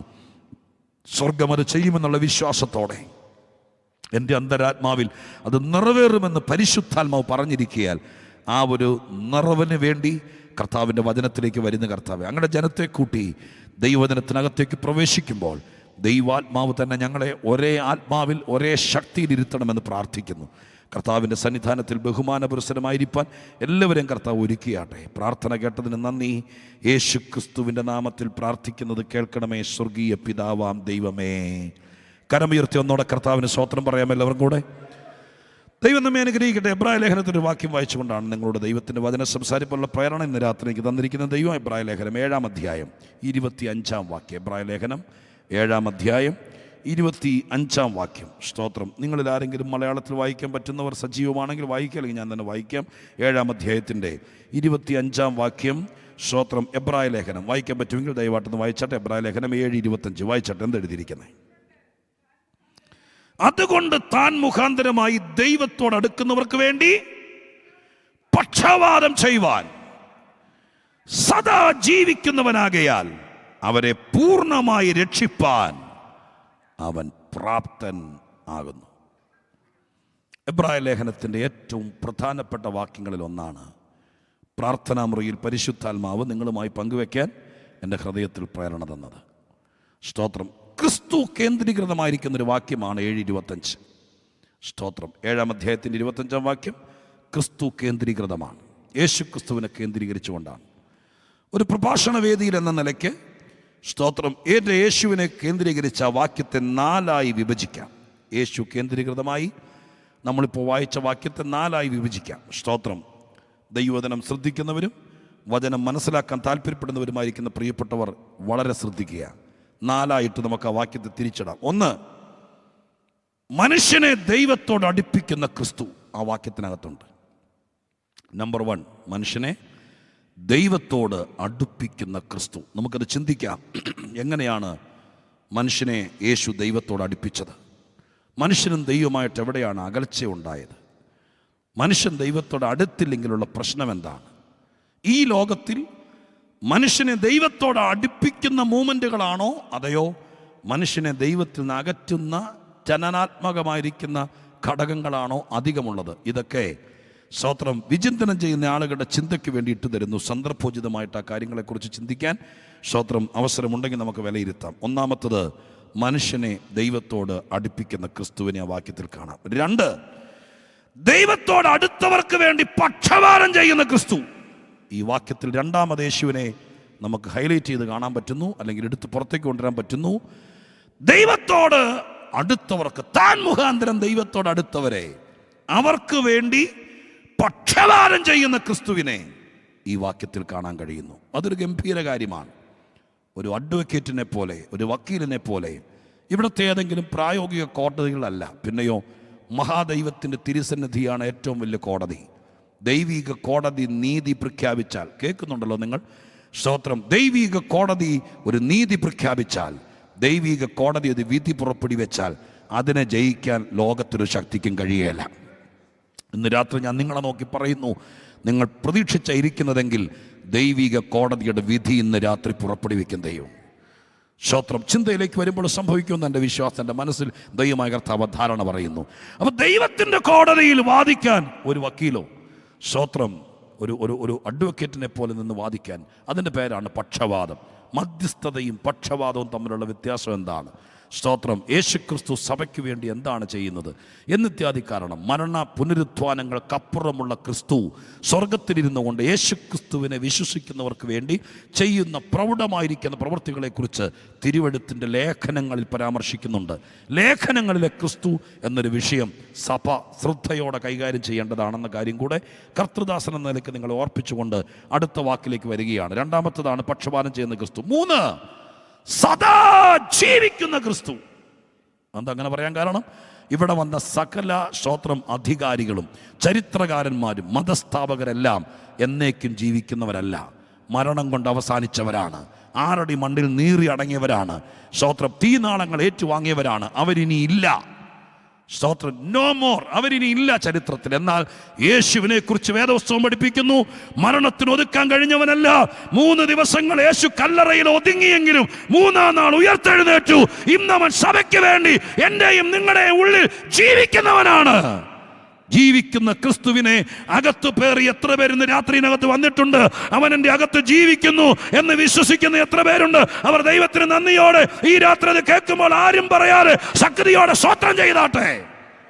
3-ാമത്തെ കാര്യമാണ് യേശു ജീവിക്കുന്നു. സ്തോത്രം. എത്രയോ പേര് എന്നോട് പറഞ്ഞിട്ടുണ്ടെന്നറിയാമോ? എൻ്റെ പാസ്റ്ററെ, വലിയ സങ്കടങ്ങളും ദുഃഖങ്ങളൊക്കെ പറയുക, വീട്ടുവിഷയങ്ങൾ, അവരെ ഒറ്റപ്പെടുത്തിയ കാര്യങ്ങൾ, അവരുടെ സ്തോത്രം ജന്മാവകാശം കൊടുക്കാത്ത കാര്യങ്ങളൊക്കെ, ഭർത്താവ് മരിച്ചുപോയ സ്തോത്രം സ്ത്രീകൾ, അതുപോലെ സ്തോത്രം ചോദിക്കാനും പറയാനും ആരുമില്ലെന്നൊക്കെ നമ്മൾ പറയുന്ന ആളുകൾ, അവരിങ്ങനെ സങ്കടങ്ങളൊക്കെ കുറേ നിങ്ങൾ കേൾക്കാൻ തയ്യാറാണെങ്കിൽ, സമയമുണ്ടെങ്കിൽ ആളുകളുടെ സങ്കടം കേൾക്കണം. അപ്പോൾ ഞാനിതൊക്കെ എന്നെ പ്രസംഗം പഠിപ്പിക്കുന്ന മിക്കവാറും നാട്ടുകാരാണ്. സ്തോത്രം. അവരുടെ കാര്യങ്ങളൊക്കെ കേട്ടാൽ തന്നെ നമുക്ക് മിക്കവാറും പ്രസംഗം ഉണ്ടാവും. അപ്പോൾ സ്തോത്രം, അവരിങ്ങനെ കാര്യങ്ങൾ പറയുമ്പോൾ എന്നോട് പറഞ്ഞിട്ടുണ്ട്, എൻ്റെ പാസ്റ്ററെ, എൻ്റെ അപ്പൻ ജീവിച്ചിരുന്ന കാലത്താണെങ്കിൽ ഇതൊന്നും സംഭവിക്കില്ലായിരുന്നു. സ്തോത്രം. എൻ്റെ അച്ചായൻ ഉണ്ടായിരുന്നെങ്കിൽ എനിക്ക് ഗതി വരില്ലായിരുന്നു. എത്രയോ പേര് പറഞ്ഞിരിക്കുന്നു. സ്തോത്രം. മനസ്സിലായി? എൻ്റെ കാരണം എന്താ? ചിലർ ഒരു പിടിമുറുക്കി നിന്ന് അവർ പോയാൽ തീർന്നു. എന്നാൽ ദൈവസഭയുടെ ഭാഗ്യമെന്ന് പറയുന്നത്, സ്തോത്രം, യേശു ജീവിച്ചിരിക്കുന്നുണ്ടായിരുന്നെങ്കിൽ എന്നൊരു വാക്ക് സഭ ഉപയോഗിക്കേണ്ടി വരികയല്ല. 2-3 പേർ അവന്റെ നാമത്തിൽ കൂടിയാൽ, അവനെ സ്തുതിക്കാൻ തയ്യാറായാൽ, ജീവിക്കുന്ന യേശു ദൃഷ്ടാന്തങ്ങളിലൂടെ അവൻ ജീവിക്കുന്നു എന്ന് തെളിയിക്കും. ഹല്ലേലൂയ. ഇന്ന് രാത്രിയിൽ ഞാൻ പരിശുദ്ധാത്മാവിൽ പറയാം, യേശു ജീവിക്കുന്നു എന്ന് ദൃഷ്ടാന്തങ്ങളിൽ കൂടെ തെളിയും. എവിടാണ് ആ വാക്യം? അപ്പോസ്തലപ്രവൃത്തി 1-ാം അധ്യായത്തിൻ്റെ 3-ാം വാക്യം എൻ്റെ ഓർമ്മയിലേക്ക് വരുന്നു. അവിടെ എഴുതിയിരിക്കുന്നത് ഇങ്ങനെയാണ്: സ്തോത്രം, നമ്മുടെ കർത്താവ് ജീവിക്കുന്നു എന്ന് ദൃഷ്ടാന്തങ്ങളിൽ കൂടെ തെളിയാൻ തുടങ്ങിയെന്നാണ് അപ്പോസ്തലപ്രവൃത്തിയുടെ ആമുഖം. ഇന്ന് രാത്രി ഞാൻ ഈ സഭയോട് പറയാം, ഇവിടെ കൂടി വന്നിരിക്കുന്ന ദൈവമക്കളോട് പറയാം, നീ പ്രാർത്ഥിച്ചായിരിക്കുന്നതെങ്കിൽ, വിശ്വാസത്തോടെ ഇരിക്കുന്നതെങ്കിൽ, യേശു ജീവിക്കുന്നു എന്ന് നിന്റെ ഭിത്തിയിൽ എഴുതി കാണിക്കുകയല്ല, നിന്റെ ജീവിതത്തിൽ തെളിയും. എത്ര പേർ ഈ രാത്രിക്കാലം ആത്മാവിൽ വിശ്വസിക്കുന്നു യേശു ജീവിക്കുന്നു എന്ന്? ചില അടയാളങ്ങളിലൂടെ, ചില പ്രവൃത്തിയിലൂടെ ദൈവം തെളിയിക്കുമെന്ന് ഞാൻ ഈ രാത്രി ഉറക്കെ പറയുമ്പോൾ, എന്റെ വീട്ടിൽ, എന്റെ ജീവിതത്തിൽ, എന്റെ കുടുംബത്തിൽ അവിടുന്ന് ജീവിക്കുന്നു എന്ന് തെളിയണമെന്ന് ആഗ്രഹിക്കുന്ന എത്ര പേരുണ്ട്? അവർ ഈ രാത്രി ശബ്ദമുയർത്തി, കരങ്ങൾ ഉയർത്തി, യേശു ജീവിക്കുന്നു. എന്തിനായി കൺവെൻഷൻ വെച്ചത്? ഹല്ലേലൂയ. എന്തിനാ ദൈവമക്കളെ ഒരുമിച്ച് കൂട്ടിയത്? എന്തിനാണ് ഈ അവധിക്കാലം? ഇവിടെ തിരക്കോട് തിരക്കായി ഓടി നടക്കുന്ന ഈ രാജ്യത്ത് 2-3 ദിവസം അവധി കിട്ടിയപ്പോൾ സഭ ഇത് ക്രമീകരിച്ച് ഇന്ന് രാത്രിക്കാലം നിങ്ങളെ ഇവിടെ വിളിച്ചുകൂട്ടി. എന്തിനാണ്? ഒറ്റ ഉദ്ദേശമുള്ളൂ, യേശു ജീവിക്കുന്നു എന്ന് തെളിയണം. ആ ഒരാഗ്രഹം നിങ്ങളുടെ ഹൃദയത്തിനകത്തുണ്ടെങ്കിൽ തെളിയിക്കാൻ ദൈവം വിശ്വസ്തനാണ്. ഹല്ലേലൂയ. 3-ാമത്തെ കാര്യമാണ് ഈ വാക്യത്തിലെ യേശു സദാ ജീവിക്കുന്നവൻ. 4-ാമത്തെ കാര്യം കൂടി പറഞ്ഞിട്ട് എബ്രായ ലേഖനത്തിൻ്റെ പശ്ചാത്തലത്തിലൂടെ ഈ വാക്യത്തിൻ്റെ പ്രസിദ്ധമായിരിക്കുന്ന ഭാഗത്തേക്ക് വരാൻ ഞാൻ കർത്താവിൽ ശരണപ്പെടുകയാണ്. ഈ വാക്യത്തിലെ യേശു കേന്ദ്രീകൃതമായിരിക്കുന്ന, ക്രിസ്തു കേന്ദ്രീകൃതമായിരിക്കുന്ന 4-ാമത്തെ കാര്യം അവസാന ഭാഗത്താണ്. ഇവിടെ എഴുതിയിരിക്കുന്നു, സ്തോത്രം, ദൈവത്തോടടുത്തവരെ, അവരെ എന്ന് എഴുതിക്കൊണ്ടാണ് തുടങ്ങുന്ന അവസാന വാക്ക്. ദൈവത്തോടടുത്തവരെ പൂർണ്ണമായി രക്ഷിപ്പാൻ പ്രാപ്തനായ ക്രിസ്തു. ഈ വാക്യത്തിലെ 4-ാമത്തെ ക്രിസ്തു, 4 ക്രിസ്തു ഇല്ല, ഒരു ക്രിസ്തു ഉള്ളൂ. പക്ഷേ ഈ വാക്യത്തിനകത്ത് നിന്ന് സ്തോത്രം ഹല്ലേലൂയ 4ആയിട്ട് ഈ വാക്യത്തെ ഡിവൈഡ് ചെയ്യുകയാണ്, വിഭജിക്കുകയാണ്. 4 ഭാഗമായിട്ട്, 4 ഒരു സ്തോത്രം, ഒരു പ്രതലത്തിന് 4 വശങ്ങൾ എന്നവണ്ണം 4ആയിട്ട് നിങ്ങളുടെ മുമ്പിൽ കൊണ്ടുവരികയാണ്. 4-ാമത്തത് പൂർണ്ണമായി രക്ഷിപ്പാൻ പ്രാപ്തനായ ക്രിസ്തു. നിങ്ങളുടെ മനസ്സിൽ കയറിയെന്ന് വിചാരിക്കുന്നു. ഒന്നാമത്തത് സ്തോത്രം നമ്മൾ കണ്ടു, മനുഷ്യനെ ദൈവത്തോട് അടുപ്പിക്കുന്ന ക്രിസ്തു. 2-ാമത്തത് അവർക്ക് വേണ്ടി പക്ഷപാതം ചെയ്യുന്ന ക്രിസ്തു. 3-ാമത്തത് സദാ ജീവിക്കുന്ന ക്രിസ്തു. 4 സ്തോത്രം, ദൈവത്തോടടുത്തവരെ പൂർണ്ണമായി രക്ഷിപ്പാൻ പ്രാപ്തനായ ക്രിസ്തു. ഹല്ലേലൂയ. ഇങ്ങനെ ക്രിസ്തു കേന്ദ്രീകൃതമായിരിക്കുന്ന 4 ഗംഭീര കാര്യങ്ങളാണ് ഈ വാക്യത്തിനകത്ത് അന്തർലീനമായിരിക്കുന്നത്. ഈ വാക്യത്തിലേക്ക് നമ്മൾ വരും. ഇന്ന് ഒരുപക്ഷെ അതിനകത്ത് പൂർണ്ണമായ കാര്യങ്ങൾ പറഞ്ഞ് ബോധിപ്പിക്കാൻ സമയം കിട്ടിയില്ലെങ്കിൽ ഭാരപ്പെടണ്ട. നാളെ രാത്രി യോഗത്തിന് വന്നാൽ മതി. സ്തോത്രം. നാളെ നമുക്കതിൻ്റെ കണ്ടിന്യൂറ്റി നമുക്ക് തുടങ്ങാം. സ്തോത്രം. അതുകൊണ്ട് ദൈവം അനുവദിച്ച ഈ ദിവസങ്ങളിൽ ഇന്ന് വന്നിട്ട് എങ്ങനെയുണ്ട് നോക്കിയിട്ട് പോരത്. നാളെ ആയിരിക്കും മിക്കവാറും ഇതിൻ്റെ പ്രധാനപ്പെട്ട സ്തോത്രം പൊതി അഴിക്കുന്നത്. അതുകൊണ്ട് സ്തോത്രം, നാളെ രാത്രിയും വേറൊരു പരിപാടിക്കും പോകാതെ നിങ്ങൾ നാളെ രാത്രിയും വരാൻ വേണ്ടി ശ്രമിക്കുക. നമുക്ക് ഈ വാക്യത്തിനകത്തേക്ക് അല്ലെങ്കിൽ ഈ ഭാഗത്തിനകത്തേക്ക് വരാം. എബ്രായ ലേഖനം വേദപുസ്തകത്തിനകത്ത് ടെലഗ്രാം മെസ്സേജ് എന്നാണ് പറയുന്നത്. ഞാൻ ആ വാക്യത്തിലൂടെ ആ പശ്ചാത്തലത്തിലൂടെ വാക്യത്തിലേക്ക് എത്താം. ടെലഗ്രാം മെസ്സേജ് എന്നാണ് പറയുന്നത്. എന്ന് വെച്ചാൽ ഒരു സ്തോത്രം ടെലഗ്രാം പണ്ടത്തെ കാലത്ത് എങ്ങനെ ആ സ്തോത്രം എമർജൻസി മെസ്സേജാണ്. ടെലഗ്രാം വന്നിട്ടുള്ളവർക്കറിയാം. ബോംബെയിലോ ഡൽഹിയിലേക്ക് പാർക്കുന്ന സമയത്ത് പെട്ടെന്ന് ടെലഗ്രാം വരുമ്പോൾ കൂടുതൽ ഡീറ്റെയിൽസ് ഒന്നും കാണുകയില്ല. കത്തെഴുതുവാണെങ്കിൽ നമ്മളൊരു അര പേപ്പർ മുഴുവൻ ആവശ്യമില്ലാത്ത കാര്യങ്ങൾ എഴുതി വരും. എത്രയും പ്രിയപ്പെട്ട അച്ചാച്ചന് സ്തോത്രം എഴുതുന്നു പറഞ്ഞാൽ തുടങ്ങുന്നത്. പക്ഷേ ടെലഗ്രാമിനകത്ത് അങ്ങനെയൊന്നുമില്ല. ടെലഗ്രാമിൻ്റെ ഒറ്റ വാക്യമുള്ളൂ, സ്റ്റാർട്ട് ഇമ്മീഡിയറ്റ്ലി. സ്തോത്രം, ഒറ്റ വാക്കുള്ളൂ. അത് ആരെഴുതി, സ്തോത്രം, ഇതൊന്നുമില്ല. ഇതുപോലെ എബ്രായ ലേഖനത്തിൻ്റെ ആമുഖത്തിനകത്ത് ആരെഴുതി, ആർക്കെഴുതി, അങ്ങനെയൊന്നുമില്ല. ഇത് ടെലഗ്രാം മെസ്സേജ്, എമർജൻസി മെസ്സേജാണ്.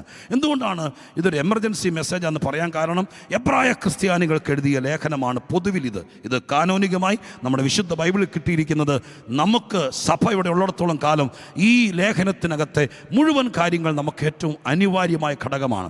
സ്തോത്രം. ഹല്ലേലൂയ. എന്തുകൊണ്ടാണ് ഇതിന് ടെലഗ്രാം മെസ്സേജാണെന്ന് പറയാൻ കാരണം, എബ്രായ ക്രിസ്ത്യാനികൾ യഹൂദ മതത്തിൽ നിന്ന് വിശ്വാസത്തിലേക്ക് വന്നൊരു കൂട്ടം ആളുകൾ 1-ാം നൂറ്റാണ്ടിൽ സ്തോത്രം മതങ്ങളുടെ മാതാവെന്നാണ് യഹൂദ മതത്തെ അറിയപ്പെട്ടിരുന്നത്. നമ്മുടെ രാഷ്ട്രത്തിലോ നമ്മൾ വന്ന പശ്ചാത്തലത്തിലോ കണ്ട ഏതൊരു മതത്തേക്കാൾ തീവ്രമാണ് യഹൂദൻ്റെ മതം. സ്തോത്രം. ആ മതത്തിന് വിരോധമായോ അവരുടെ ദൈവാലയത്തിനോ പ്രമാണത്തിനോ വിരോധമായി ആരെങ്കിലും സ്തോത്രം പ്രവർത്തിച്ചാൽ, അവരുടെ മതത്തിനകത്തോ അല്ലെങ്കിൽ പുറത്തോ പ്രവർത്തിച്ചാൽ അവരെ നിഷ്കാസനം ചെയ്യാൻ എഴുതപ്പെട്ട രേഖകൾ അവരുടെ പ്രമാണത്തിനകത്തുണ്ട്.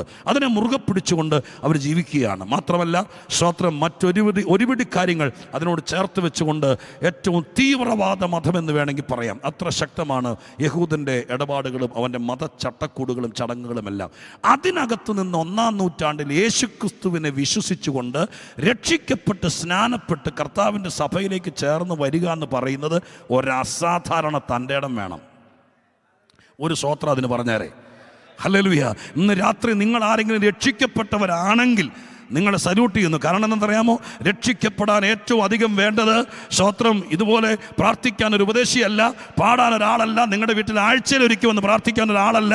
ഒരു മനുഷ്യൻ രക്ഷിക്കപ്പെടാൻ ഏറ്റവും പ്രധാനമായി വേണ്ടത് നട്ടെല്ലും ധൈര്യമാണ്. നമ്മുടെ നാട്ടിലൊക്കെ പലർക്കും സത്യം അറിയാം, പക്ഷേ സ്തോത്രം സത്യത്തിലേക്ക് കാല് വെക്കാൻ കഴിയില്ല. കാരണം എന്താ? ആരും അവരുടെ കാലെ വിലങ്ങ് വെച്ചിട്ടില്ല. സ്തോത്രം 1000 ആഴ്ചകൾ അവരോട് പറഞ്ഞാലും അവർക്കെല്ലാം ബോധ്യപ്പെട്ടാലും കാരണം പറയാം. എന്താണെന്നറിയോ? ധൈര്യമുള്ളവർക്ക് മാത്രമേ കാല് വെക്കാൻ പറ്റുള്ളൂ. അങ്ങനെയാണെങ്കിൽ ഇന്ന് രാത്രികാലം, ഇന്നേക്ക് 10 വർഷം മുമ്പോ 5 വർഷം മുമ്പോ എപ്പോഴെങ്കിലും ആകട്ടെ, നിങ്ങൾക്ക് കർത്താവായ യേശുവിനെ കുറിച്ചും സത്യവചനത്തെ കുറിച്ചും ബോധ്യം വന്നപ്പോൾ ആ കാര്യത്തിന് വേണ്ടി തീരുമാനമെടുക്കാൻ എൻ്റെ ദൈവം എനിക്കൊരു ധൈര്യം തന്നത് ചെറിയ കാര്യമല്ലെന്ന് വിശ്വസിക്കുന്ന എത്ര പേരുണ്ട്? ആ ധൈര്യം കിട്ടിയവരെല്ലാം ഇന്ന് രാത്രി മറ്റെന്തിനേക്കാൾ ഒരു നല്ല സ്തോത്രം പറയാമെങ്കിൽ വീണ്ടും ദൈവത്തിന് നന്ദിയോടെ പറ, കർത്താവേ. ഒറ്റയ്ക്ക് വിശ്വാസത്തിൽ വന്ന ഒരുപാട് പേരുണ്ട്. ഞാൻ യാത്ര ചെയ്ത് ശുശ്രൂഷിക്കുന്ന ഒരാളാണ്. സ്തോത്രം. അറേബ്യൻ രാജ്യങ്ങളിലും വിദേശ രാജ്യങ്ങളിലൊക്കെ ചെന്ന് കാണുമ്പോൾ പലരെയും കണ്ടിട്ടുണ്ട്. വീട്ടിൽ നിന്ന് നല്ല നിലവാരത്തിനകത്ത് നേഴ്സിംഗ് പഠിക്കാനോ മറ്റെന്തെങ്കിലും പഠിക്കാനൊക്കെ വേണ്ടി ബാംഗ്ലൂരോ ഹൈദരാബാദിലോ ബോംബെയിലൊക്കെ പോയപ്പോൾ കൂടെ താമസിച്ചയാൾ ഒരു വിശ്വാസിയായിരിക്കാം. അവരെ നിർബന്ധിച്ച് ചർച്ചയിൽ കൊണ്ടുപോയി അവിടെ വെച്ച് പരിശുദ്ധാത്മാവ് ഇടപെട്ടു. അങ്ങനെ വിശ്വാസത്തിന്റെ ആദ്യ പാഠങ്ങൾ മനസ്സിലാക്കി സത്യം ഗ്രഹിക്കാൻ ദൈവാത്മാവ് സഹായിച്ചു. അതിന്റെ വെളിച്ചത്തിൽ മാതാപിതാക്കൾ നാട്ടിൽ കിടക്കുമ്പോൾ, ജീവിതം തുലാസിൽ തൂങ്ങുമ്പോൾ, നല്ല യൗവനം വാരുക്ക നിൽക്കുമ്പോൾ യേശുവിനെ സ്നേഹിച്ച 1000 പേർ ദൈവസഭയ്ക്കകത്തുണ്ട്. അങ്ങനെ ഉള്ളവരെ ഓർത്ത് ഇന്ന് രാത്രി നന്ദിയോടെ നമ്മൾ ദൈവത്തെ സ്തുതിക്കേണ്ടതാണ്. ഈ രാത്രി ദൈവം പറഞ്ഞു തുടങ്ങുന്നു, ഈ രാത്രി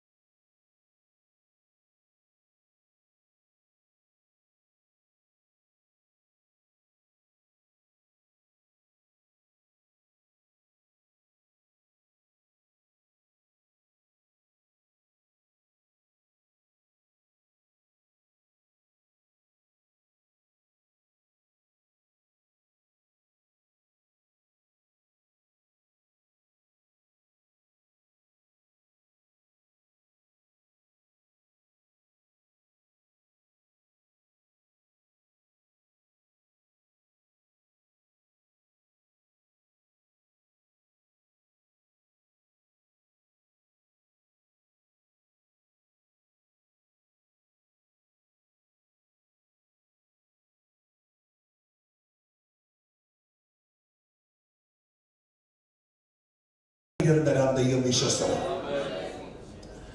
ദൈവമായ കർത്താവ് യഹൂദാ മതത്തിന്റെ ഭാഗമായിരുന്ന ആളുകൾ ധൈര്യം പറഞ്ഞു.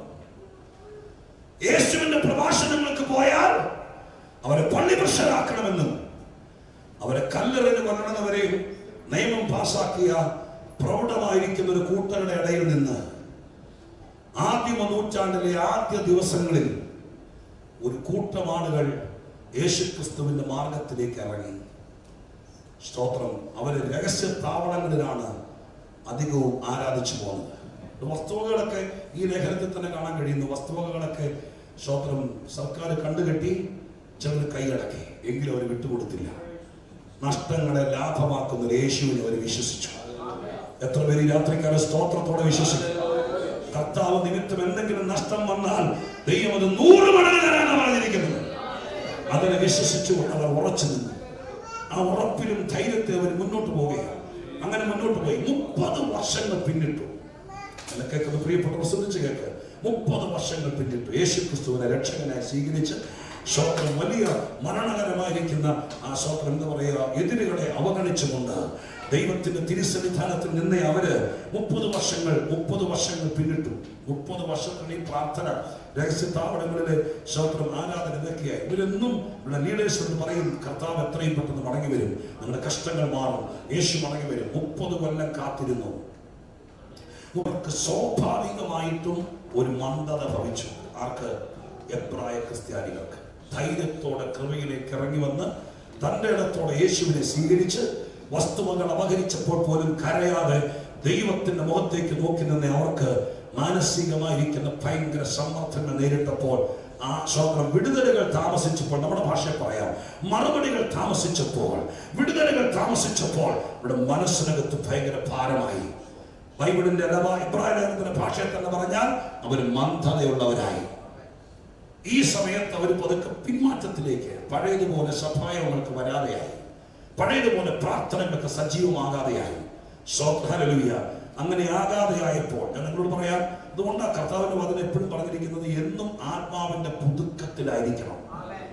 സഭായോഗം, പ്രാർത്ഥനയും കൂട്ടായ്മയും എല്ലാം ഓർത്തോളണം, സഭ ഓർത്തോളണം, ദൈവമക്കൾ ഓർത്തോളണം.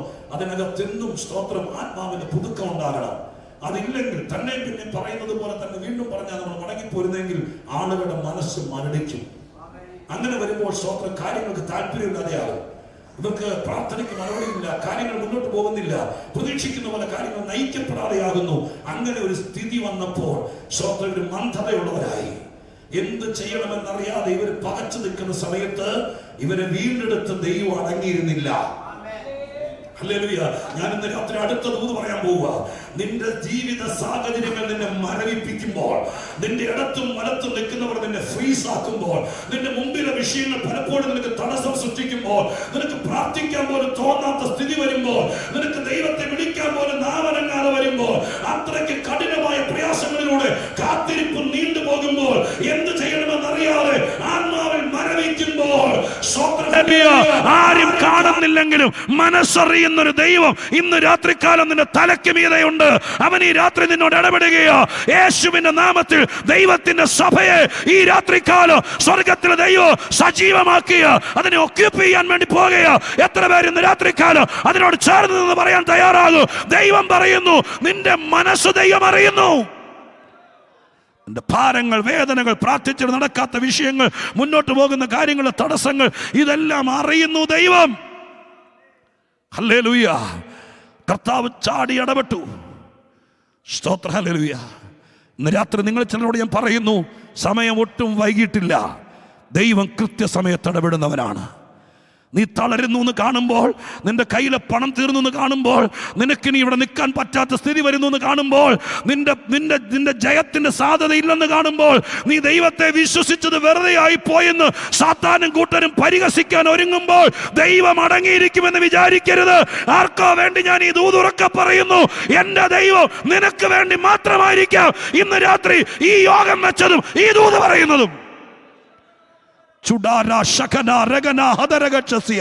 യേശുവിന്റെ നാമത്തിൽ ഇന്ന് രാത്രി അവരെ ഇളക്കുക. ഇതിനകത്ത് നീ ഉറങ്ങിപ്പോയാൽ ദൈവത്തിന് നഷ്ടമാണ്.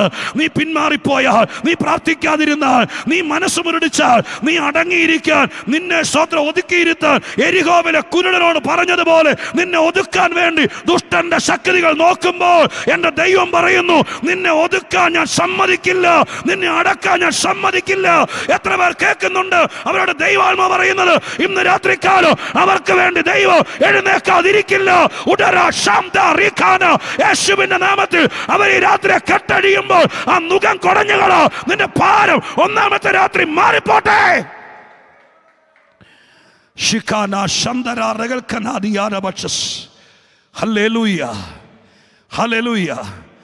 ആരും പറയാതെ പ്രാർത്ഥിക്കാൻ മടുത്തുപോയ, മുരടിച്ചുപോയ ആളുകൾക്ക് വേണ്ടി ദൈവം പെട്ടെന്ന് എഴുന്നേറ്റു.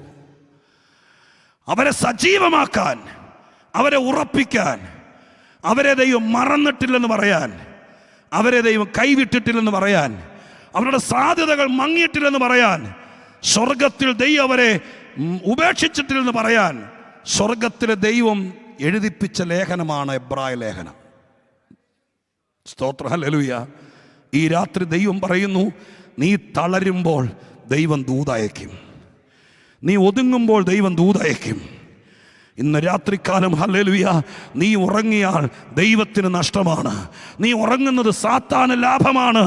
നീ ആരാധനയ്ക്ക് വരാതിരിക്കുന്നത് പിശാചിന് ലാഭമാണ്.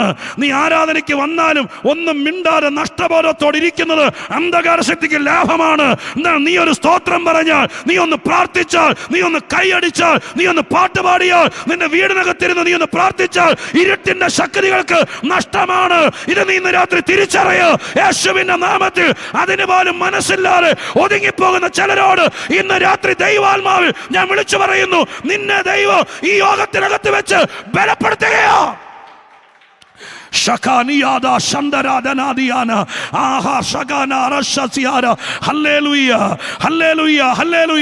ഒരു 10% ആളുകളെങ്കിലും ഇന്ന് രാത്രി കാര്യം ഗ്രഹിക്കുന്നുണ്ട്. അവർക്കായി ഞാൻ ബാക്കി പ്രസംഗിക്കാം. ഇന്ന് രാത്രി ദൈവം പറയുന്നു, നിന്നെ ഇതിനകത്തൊരു ഡമ്മിയായിട്ട് ഇരുത്താനല്ല യേശു വിളിച്ചത്. നിന്നെ ഇതിനകത്ത് ആരുടെയോ ആജ്ഞാനുവർത്തിയാകാനല്ല കൃപ തന്നത്, ആരുടെയോ ഇഷ്ടത്തിന് പ്രവർത്തിക്കാനല്ല അഭിഷേകം തന്നത്. ഇന്ന് രാത്രി നിന്നെ ദൈവത്തിന് വേണം. നീ മയങ്ങിപ്പോയത്, നീ ഉറങ്ങിപ്പോയത് ദൈവരാജ്യത്തിന് നഷ്ടമാണ്.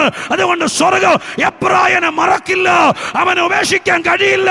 അവർക്ക് വേണ്ടി ദൈവം എഴുതിപ്പിച്ച സ്പെഷ്യൽ ലേഖനമാണ് എബ്രായ ലേഖനം. Jesus hallelujah. Telegram message. ഈ രാത്രി അങ്ങനെ ഒരു സന്ദേശത്തിന്റെ ഉടമകൾ ഇതിനകത്ത് എവിടെ ഇരിക്കുന്നുണ്ട്. നിങ്ങൾ ഒരുങ്ങിയാണ് ഇരിക്കുന്നതെങ്കിൽ ഇന്ന് രാത്രി സ്വർഗം അത് ചെയ്യാൻ വിശ്വസ്തനാണ്, നിങ്ങളെ ഉണർത്തിവിടാൻ. സ്തോത്രം ഹല്ലേലൂയ. 1000 കൂട്ടം കാര്യങ്ങൾ അവർ പരാതി പറയുന്നു. ഞങ്ങൾക്ക് സ്വന്തമായിട്ടൊന്നും ആയില്ല, ഞങ്ങൾക്ക് വോട്ടവകാശമില്ല, ഞങ്ങളെ പുറത്ത് കണ്ടാൽ നായയെപ്പോലെ ഉപദ്രവിക്കും, സർക്കാർ ഞങ്ങൾക്ക് അനുകൂലമല്ല, ഗവൺമെൻറ്റുകൾ ഞങ്ങൾക്കെതിരാണ്, മതങ്ങളെല്ലാം ഞങ്ങൾക്കെതിരാണ്, ഞങ്ങൾ ഒറ്റപ്പെട്ടു, ഞങ്ങൾക്ക് ശ്വാസം മുട്ടാൻ തുടങ്ങി. സ്തോത്രം ഹല്ലേലൂയ. ഞങ്ങൾ ഒന്നിച്ചു കൂടാൻ കഴിയുന്നില്ല, ഒരുമിച്ചിരുന്ന് ആഹാരം കഴിക്കാൻ പറ്റുന്നില്ല. അത്രയ്ക്ക് തീവ്രമായ പ്രയാസങ്ങൾ അവർ അനുഭവിക്കുക. അപ്പോൾ അവരോടൊക്കെ ലിസ്റ്റ് പേപ്പർ എഴുതി കൊടുത്തിട്ട് ഇല്ലായ്മയുടെ കണക്കെഴുതാൻ പറഞ്ഞാൽ ഇല്ല ഇല്ല ഇല്ല ഇല്ല എന്ന് പറയുന്ന ഒരുപാട് കാര്യങ്ങൾ അവരെഴുതി വയ്ക്കും. അങ്ങനെ 100,000 കാര്യങ്ങളില്ലെന്നെഴുതിയപ്പോൾ എബ്രായ ലേഖനത്തിനകത്ത് 4 കാര്യങ്ങൾ അവർക്കുണ്ടെന്ന് ദൈവം എഴുതിച്ചു. ആ 4 കാര്യങ്ങൾ ഈ രാത്രി പറഞ്ഞ് സ്തോത്രം ഹല്ലേലൂയ. ഒരുപക്ഷെ നമ്മൾ വായിച്ച വാക്യത്തിലേക്ക് വന്നില്ലെങ്കിലും ആ 4 കാര്യങ്ങൾ നിങ്ങൾക്ക് പ്രയോജനപ്പെടുമെന്ന് എൻ്റെ ഉള്ളിൽ പറയുന്നത് കൊണ്ട് ഞാൻ ആ വാക്യത്തിലേക്ക് വരാൻ വേണ്ടി ആഗ്രഹിക്കുക. ഈ രാത്രി ഞാൻ ഒന്നോടെ നിങ്ങൾക്ക് വേണ്ടി ഒരു ബേസ്മെൻ്റ് ഉണ്ടാക്കി തരാം. 1000 കാര്യങ്ങൾ നിങ്ങൾക്കില്ലെന്ന് പറയുമ്പോൾ ദൈവം തിരിച്ചു പറയുന്നു, നിങ്ങൾക്ക് 4 കാര്യങ്ങളുണ്ട്. സ്തോത്രം ഹല്ലേലൂയ. അത് കേൾക്കാൻ ഇന്ന് രാത്രി കാതോർത്തിരിക്കണം. സ്തോത്രം. ആ 4 കാര്യങ്ങളിലൂടെ ഇന്ന് രാത്രി പിടിച്ചു കയറണം. അതിൻ്റെ വ്യാഖ്യാനങ്ങളും വിശദീകരണങ്ങളും വരുമ്പോൾ അതിനെ നിങ്ങൾ മുറുകെ പിടിക്കണം. സ്തോത്രം. 4 കാര്യങ്ങളിൽ കിടക്കുകയാണ്. അതിനേക്കാൾ മുമ്പ് എബ്രായ ലേഖനത്തിൻ്റെ ഒരവലോകനം കൂടി പറയാം.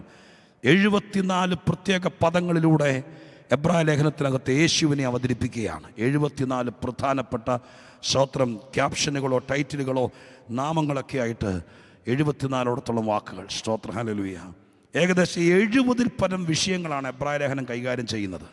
സ്തോത്രം. മനസ്സ്, മനസാക്ഷി, ആരാധന, പിന്നെന്താ, പുത്രത്വം, വാഗ്ദത്വം, സ്വർഗീയ കനാൻ, വിശ്വാസം, വിശ്വാസത്തിൻ്റെ വീരന്മാർ, യേശുക്രിസ്തുവിൻ്റെ രക്തം, ആരാധനയുടെ വ്യത്യാസം, ഇതൊക്കെ പറഞ്ഞുകൊണ്ട് 70ഓടത്തോളം പ്രധാനപ്പെട്ട വിഷയങ്ങളാണ് എബ്രായ ലേഖനത്തിനകത്ത് കൈകാര്യം ചെയ്യുന്നത്. 24 മുന്നറിയിപ്പുകളാണ് ദൈവത്തിൻ്റെ ആലോചനയെ അവഗണിച്ചാൽ സംഭവിക്കുന്ന കാര്യത്തെക്കുറിച്ച് എഴുതപ്പെട്ടിരിക്കുന്നത്.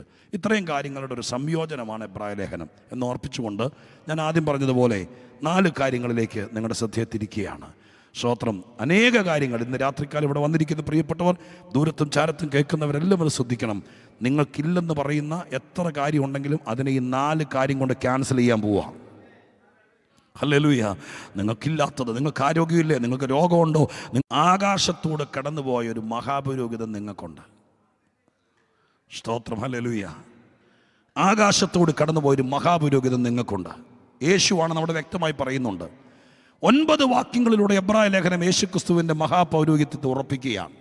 വാസ്തവത്തിൽ കേട്ടെ, വാസ്തവത്തിൽ എബ്രായ ലേഖനം എഴുതിയത് തന്നെ യേശുക്രിസ്തു മഹാപുരോഹിതനാണെന്ന് ഇവരെ ബോധിപ്പിക്കാനാണ്. ഞാൻ പറഞ്ഞ ആമുഖം നിങ്ങൾ മറക്കരുത്. 1000 കൂട്ടം കാര്യങ്ങളില്ല. അങ്ങനെ 1000 കൂട്ടം കാര്യമില്ലാതിരിക്കുമ്പോൾ തിരിച്ച് ദൈവം പറയുന്നു, യേശുക്രിസ്തു എന്ന മഹാപുരോഹിതൻ ഉണ്ടല്ലോ. എന്ന് പറയുമ്പോൾ അതിൽ നിന്ന് നമുക്ക് പിടികിട്ടിയില്ല. അതുകൊണ്ട് നമുക്കൊരു സ്തോത്രം പോലും വരുന്നില്ല. സ്തോത്രം പിടികിട്ടുമോ നമുക്ക് നോക്കാം. സ്തോത്രം. ഹല്ലേലൂയ. ഇച്ചിരി നേരം കൂടെ എൻ്റെ കൂടെ സഹകരിക്കും. കേട്ടെ? ഹല്ലേലൂയ. ശ്രദ്ധിച്ചേ. സ്തോത്രം. വാസ്തവത്തിൽ ഈ ലേഖനം എഴുതിയതിൻ്റെ ഉദ്ദേശം തന്നെ വാസ്തവത്തിൽ യേശുക്രിസ്തു മഹാപുരോഹിതനാണെന്ന് പറയാൻ വേണ്ടി. എവിടെ വാക്യം? 5-ാം അധ്യായത്തിൻ്റെ 11-ാം വാക്യത്തിലേക്ക് നോക്കി. 5:11 ഞാൻ വായിച്ചേൽപ്പിക്കാം, നിങ്ങൾ നോക്കിയാൽ മതി. 5:11 അവിടെ പറയുന്നു, ഇതിനെക്കുറിച്ച് ഞങ്ങൾക്ക് വളരെ പറയാനുണ്ട്. ഇതെന്താ പറ്റി പറയാത്തത്? എങ്കിലും നിങ്ങൾ കേൾപ്പാൻ മാന്യതയുള്ളവരായി തീർന്നത് കൊണ്ട് തെളിയിച്ചു തരാൻ വിഷമമാണ്. നിങ്ങളുടെ മുഖത്തേക്ക് നോക്കിയപ്പോൾ ആ വാക്യം അച്ചട്ടായിട്ടിരിക്കുന്നു. ഞാൻ ഇതിനകത്ത് കയറി പിടിക്കുകയും ചെയ്തു. സ്തോത്രം. ഹല്ലേലൂയ. നോക്കിയ സ്തോത്രം. മനസ്സിലായോ? അപ്പോൾ എബ്രായനെ എഴുതിയ പൗലോസ് പറയുക, ഇതിനെക്കുറിച്ച് ഞങ്ങൾക്ക് ഒത്തിരി പറയാനുണ്ട്. പക്ഷെ പറച്ചിൽ നിർത്തുക. ഞാൻ 3 ദിവസം പ്രസംഗിക്കും. പക്ഷെ പൗലോസ് പറയുന്നു നിർത്തുക. കാരണം എന്താ? നിങ്ങൾക്കിത് കേൾക്കാൻ മാന്യതയുള്ളത് കൊണ്ട്. അപ്പോൾ അതിൽ നിന്നൊരു കാര്യം മനസ്സിലാക്കണം. യേശുക്രിസ്തുവിനെ കുറിച്ചുള്ള ഈ കാര്യം ഇത് ഇച്ചിരി ഉണർന്നിരുന്നവർക്ക് പിടികിട്ടുള്ളൂ. സ്തോത്രം. മനസ്സിലായോ? ഇത് ഇച്ചിരി സ്തോത്രം ഉൾക്കാഴ്ചയുള്ളവർക്ക് പിടികിട്ടുള്ളൂ. പൗലോസ് 5-ാം അധ്യായത്തിൽ മടുത്തു. സ്തോത്രം. ഇതെങ്ങനെയാണ് അതിന് മുമ്പിൽ എബ്രായ ലേഖനം എഴുതിയ പൗലോസ് എന്ന് പറയുന്നു. സ്തോത്രം. ഒരു ആർഗ്യുമെൻ്റ് ഉണ്ട്, ഞാൻ അതിനകത്ത് കിടക്കുന്നില്ല. കേട്ടോളാം. ഹല്ലേലൂയ. ഇതിനെക്കുറിച്ച് ഏതിനെക്കുറിച്ചാണ്? 10-ാം വാക്യത്തിൽ എഴുതിയിരിക്കുന്നു, മൽക്കീസദേക്കിന് 5:10 മൽക്കീസദേക്കിന് ക്രമപ്രകാരം മഹാപുരോഹിതൻ എന്നുള്ള നാമം ദൈവത്താൽ ലഭിച്ചിരിക്കുന്നു. ഇതിനെക്കുറിച്ച്. അപ്പോൾ ഏതിനെക്കുറിച്ച്? യേശുക്രിസ്തു മഹാപുരോഹിതനാണെന്നുള്ള വിഷയം.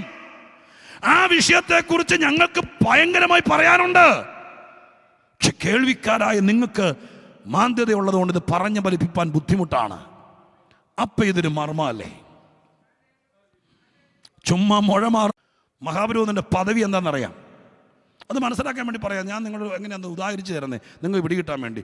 നിങ്ങൾ സ്തോത്രം. ഹലോ, നല്ല രാജ്യത്താണ് ഇപ്പോൾ ജീവിച്ചിരിക്കുന്നത്. നിങ്ങളിപ്പോൾ നന്നായിട്ട് വന്നു. ഇവിടെ സ്തോത്രം ഇംഗ്ലീഷുകാരുണ്ട്, പലരും ഉണ്ട്, അങ്ങനെ ജീവിച്ചു. അപ്പം നിങ്ങൾ എല്ലാ ദിവസവും രാവിലെ സമയമുള്ളവർ സ്തോത്രം ഒരു മോർണിംഗ് വാക്കിലൊക്കെ നടക്കുക. അപ്പോൾ ഇവിടുത്തെ ഒരു സായിപ്പ്, ഒരു ഇംഗ്ലീഷുകാരൻ സ്തോത്രം, അദ്ദേഹം നിങ്ങളുടെ കൂടെ സ്തോത്രം നടക്കാൻ വരിക. അപ്പോൾ അദ്ദേഹം കുറേ കാര്യങ്ങൾ പറയുകയാണ്. ഓസ്ട്രേലിയയെക്കുറിച്ച് നിനക്കറിയാമോ? ഓസ്ട്രേലിയ എന്താണെന്നറിയാം? നമുക്ക് ചോദിക്കുക. നിങ്ങളെല്ലാം കേട്ടുകൊണ്ടിരിക്കുക. അപ്പോൾ നമ്മൾ എന്തെങ്കിലും ചോദിക്കണ്ടേ? അപ്പോൾ തിരിച്ച് നമ്മൾ ചോദിക്കുക, കേരളത്തെക്കുറിച്ച് അറിയാമോ? അപ്പോൾ സായിപ്പ് പറഞ്ഞു, ഐ ഡോണ്ട് നോ. അപ്പോൾ നമ്മൾ ചോദിക്കുക, മാവേലി എന്ന് കേട്ടിട്ടുണ്ടോ? സായിപ്പ് ആ വിളിക്കും. കാരണം സായിപ്പ് എന്താ മാവേലി കേട്ട കാരണം എന്താ? ഗൂഗിളിൽ തപ്പിയാൽ പോലും കിട്ടിയല്ല. കാരണം മാവേലി എന്ന് പറഞ്ഞ കഥാപാത്രം ഈ 6-7 ഭൂഖണ്ഡങ്ങളിൽ ഏഷ്യയുടെ അങ്ങേ അറ്റത്ത് കിടക്കുന്ന രാജ്യമായിരിക്കുന്ന ഇന്ത്യയുടെ തെക്കേ അറ്റത്ത് കിടക്കുന്ന കേരളം എന്ന് പറഞ്ഞൊരു സംസ്ഥാനത്തിലെ ആരോ ഉണ്ടാക്കിയ ഒരു ഐതിഹ്യ കഥാപാത്രമാണ്. പക്ഷെ നമുക്കറിയാം, ഏതൊരു മലയാളി പിള്ളേർക്കറിയാമെന്നറിയില്ല, നമുക്കറിയാം മാവേലിയെ. കാരണം നമ്മൾ ആ പശ്ചാത്തലത്തിൽ നിന്ന് വന്നതാ. അതുകൊണ്ട് സായിപ്പിനോട് ചോദിച്ചാൽ സായിപ്പ് വാ വിളിക്കും. ഇതുപോലെയാണ് നമ്മൾ. മഹാപുരോഹിതനെ അറിയാവുന്ന മലയാളിയോട് ചോദിച്ചാൽ മലയാളി വാ വിളിക്കും. കാരണം മഹാപുരോഹിതൻ മലയാളിയുടെ ആളല്ല. പക്ഷെ സഭയ്ക്കകത്ത് യേശു മഹാപുരോഹിതനായപ്പോൾ നമ്മൾ മഹാപുരോഹിതനെ അറിഞ്ഞിരിക്കണം. നമ്മൾ കണ്ടവരാരുമല്ല മഹാപുരോഹിതർ. ഞാനത് തറപ്പിച്ച് പറയുന്നു, കാരണം തെളിയിക്കാൻ വചനമുള്ളതുകൊണ്ട്. സഭയ്ക്കൊരു മഹാപുരോഹിതനേ ഉള്ളൂ. അത് വേദവസ്വം പറയുന്നു, ആകാശത്തൂടെ കടന്നുപോയ ശ്രേഷ്ഠ മഹാപുരോഹിതനാണ് യേശുക്രിസ്തു. അവനാണ് സഭയുടെ മഹാപുരോഹിതൻ. സ്തോത്രം. ഹല്ലേലൂയ. അപ്പോൾ അത് ഇത്ര വിഷമമുള്ള കാര്യമാണ് ഇത് തെളിയിച്ചുകൊണ്ട് വരാൻ. ഇപ്പം നമുക്കതിനെ അധികാരത്തെ പദവിയും പിടിക്കണം. ഇന്നലെ പിടികിട്ടുള്ളൂ. ഇന്ന് രാത്രി എബ്രായ ലേഖനം പുതിയ നിയമ ലേഖനമാണ്. പഴയ നിയമ ആൾക്കാർക്ക് എഴുതിയതല്ല, പുതിയ നിയമ സഭയ്ക്ക് എഴുതിയ ലേഖനമാണ്. അപ്പം അതിനകത്ത് സഭയോട് പറയുന്നു, നമുക്കുണ്ടെന്നാ പറഞ്ഞ, അവർക്കുണ്ടെന്നല്ല, നമുക്കുണ്ടെന്ന്. അപ്പം സഭയ്ക്കൊരു മഹാപുരോഹിതനുണ്ട്, അവൻ കർത്താവായ യേശുവാണ്. സ്തോത്രം. ഹല്ലേലൂയ. സ്തോത്രം. യേശുക്രിസ്തുവിൻ്റെ മരണ പുനരുത്ഥാനങ്ങൾക്ക് ശേഷമാണ് ക്രിസ്തുവിൽ ആ പദവി വന്നത്. എവിടെ വാക്യം?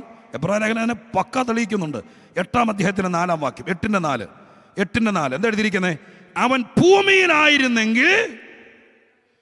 കൃത്യമായ വാക്യമാണ്. 8:4 കണ്ടോ? യേശുവിനെ കുറിച്ച് പറയുകയാണ്. യേശു 33.5 വർഷമാണ് ഭൂമിയിലായിരുന്നെന്ന് പറയുന്നു. ഭൂമിയിലായിരുന്നപ്പോൾ യേശു പുരോഹിതനല്ല. കാരണം യേശു ജനിച്ചത് യഹൂദന്റെ പശ്ചാത്തലത്തിൽ, ലേവി കുടുംബത്തിലല്ല, യഹൂദ ഗോത്രത്തിലാണ്. 8-ാം അധ്യായം 4-ാം വാക്യം അഖണ്ഡിതമായി പറയുന്നു, യേശു ഭൂമിയിലായിരുന്നെങ്കിൽ ആരാവില്ലായിരുന്നു?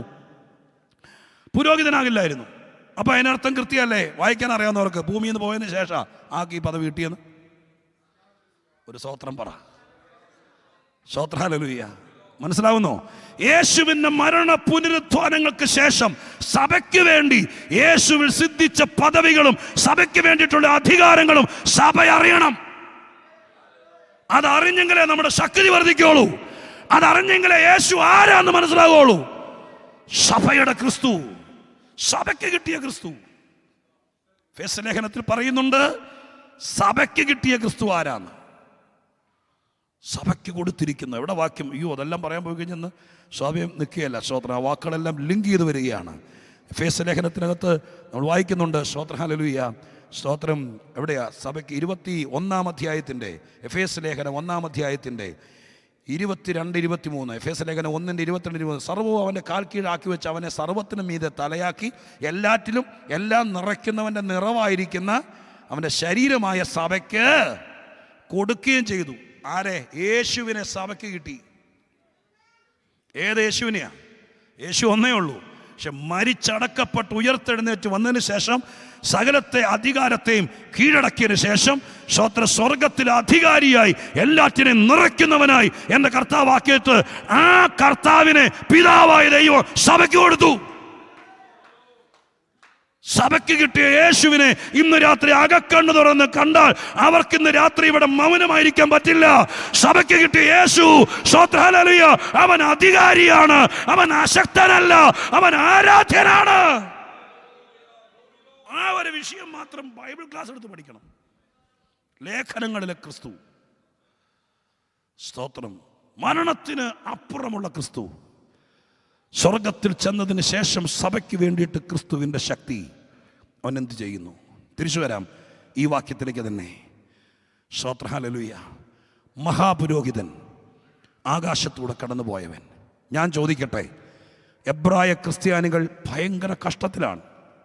ആഹാരത്തിന് നിർവാഹമില്ല, ഒരു തൊഴിൽ അവർക്ക് കൊടുക്കില്ല, കയ്യിൽ വെച്ചതൊക്കെ തീർന്നു, ആരും ജോലി കൊടുക്കില്ല. എന്തിന്? നമ്മുടെ കേരളത്തിൽ പോലും ആദിമകാലങ്ങളിൽ വിശ്വാസത്തിലേക്ക് വന്നവർക്ക് നാട്ടിലെ ജന്മിമാർ പണി കൊടുക്കില്ലായിരുന്നു. നിങ്ങൾ കേട്ടിട്ടുണ്ടോ? തലമുടി പോലും വെട്ടിപ്പിക്കത്തില്ലായിരുന്നു, ബാർബർ ഷോപ്പ്. അതായിരുന്നു ഈ കഴിഞ്ഞ നൂറ്റാണ്ടിലെ കേരളത്തിൻ്റെ സ്ഥിതി.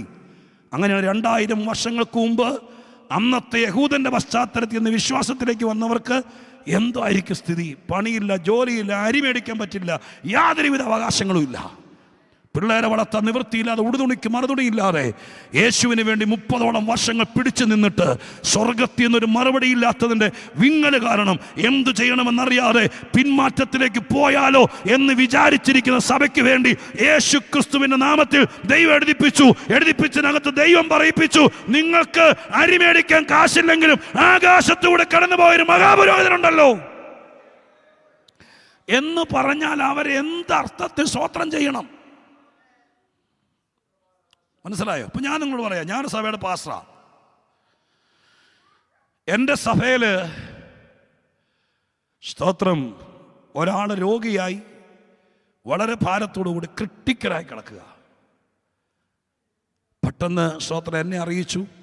ഡോക്ടർ 12 മണിക്കൂറേ അവസരം അല്ലെങ്കിൽ അവധി പറഞ്ഞിട്ടുള്ളൂ. ഭാര്യയും മക്കളും, യൗവനക്കാരിയായ ഭാര്യ, 2 കൊച്ചു കുഞ്ഞുങ്ങളെന്ന് വിചാരിച്ചു. നെഞ്ചത്തടിച്ച് ഐസ്യുവിൻ്റെ വാതൊക്കെ കിടന്ന് കരയുക. അപ്പം ഞാൻ പാസ്റ്റർ ചെല്ലുക. ചെന്നപ്പോഴത്തേക്കും സ്തോത്രം പിള്ളേർ 2 പേരും കൂടി പാസ്റ്ററങ്ങളെന്ന് പറഞ്ഞുകൊണ്ട് എന്നെ വന്ന് കെട്ടിപ്പിടിച്ചു. സ്തോത്രം സിസ്റ്റർ തറയെ വീണ് കരഞ്ഞു. ആൾക്കാരെല്ലാം നോക്കി നിൽക്കുക. മനസാക്ഷിയുള്ള ഞാൻ അവരോട് സാരമില്ല എന്നൊക്കെ പറഞ്ഞു. അവരൊന്ന് അടക്കിയിട്ട് ശേഷം ഞാൻ പറയുകയാണ്, അകത്ത ആൾ 12 മണിക്കൂർ അങ്ങോട്ടോ ഇങ്ങോട്ടോ എന്ന് പറഞ്ഞ് കിടക്കുമ്പോൾ ഞാൻ ഈ സഹോദരിയോട് അവിടെ നിന്ന് പറയാമെന്ന് വിചാരിച്ചു.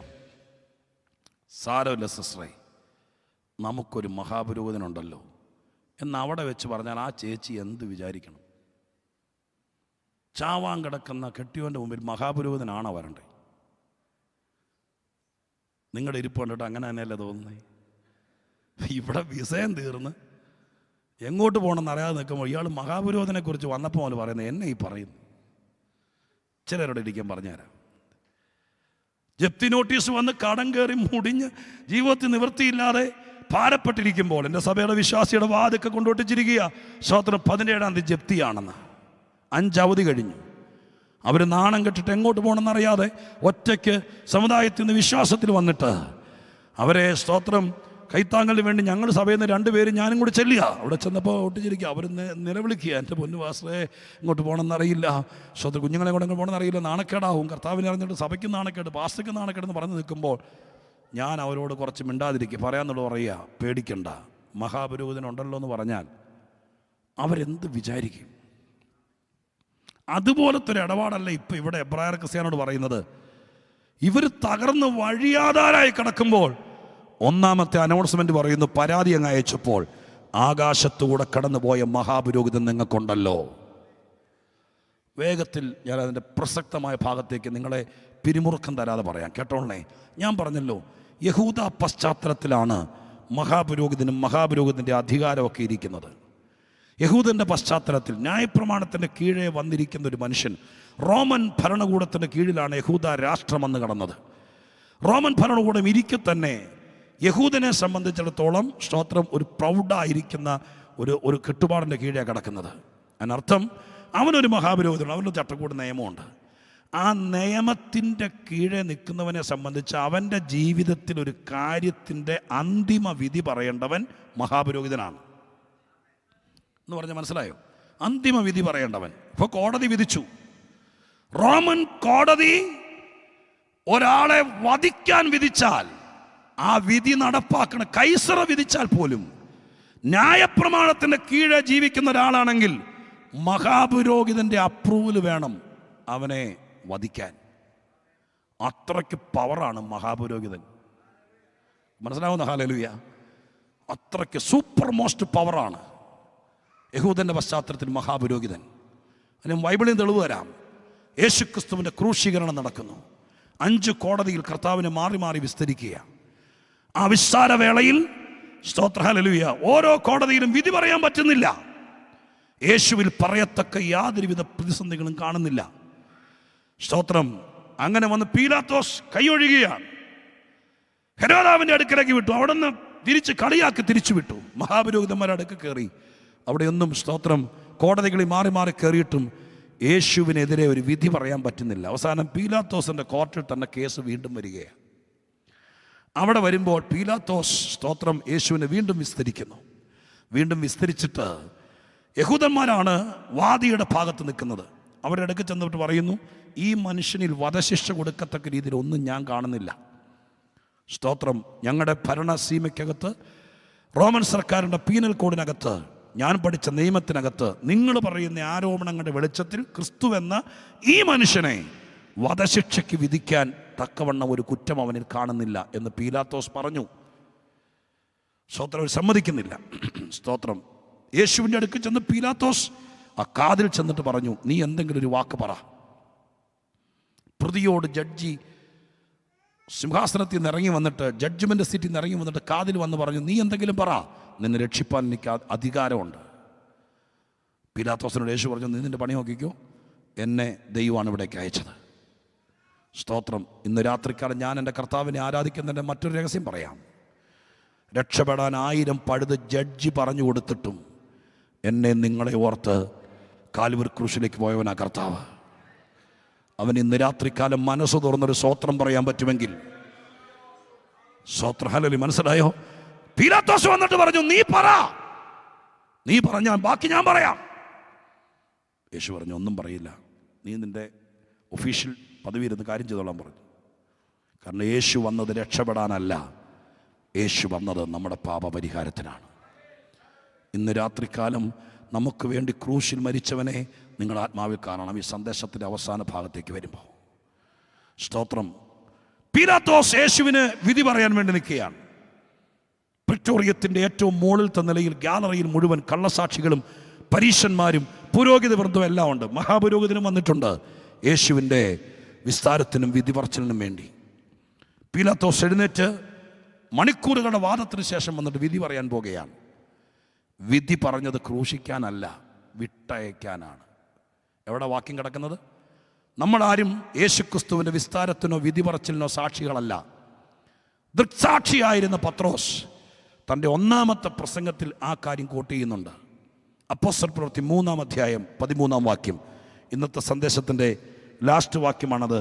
അതോടെ വായിച്ച് സ്തോത്രം നമ്മൾ അവസാന ഭാഗത്തേക്ക് എത്തുകയാണ്. അപ്പോസ്തല പ്രവൃത്തി 3-ാം അധ്യായത്തിൻ്റെ 13-ാമത്തെ വാക്യം എന്താ എഴുതിയിരിക്കുന്നത്? 3:13.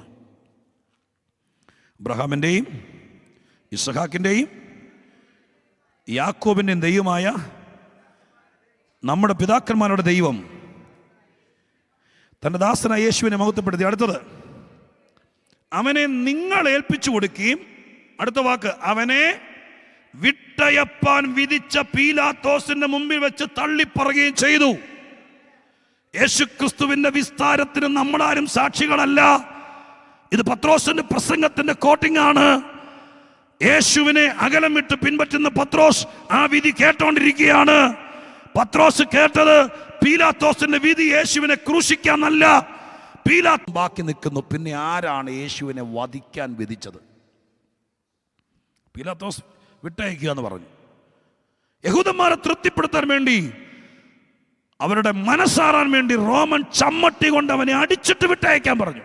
അടിച്ചു കൊല്ലുക എന്നല്ല പറഞ്ഞത്, അടിപ്പിച്ച് വിട്ടയക്കുക എന്ന് പറഞ്ഞു.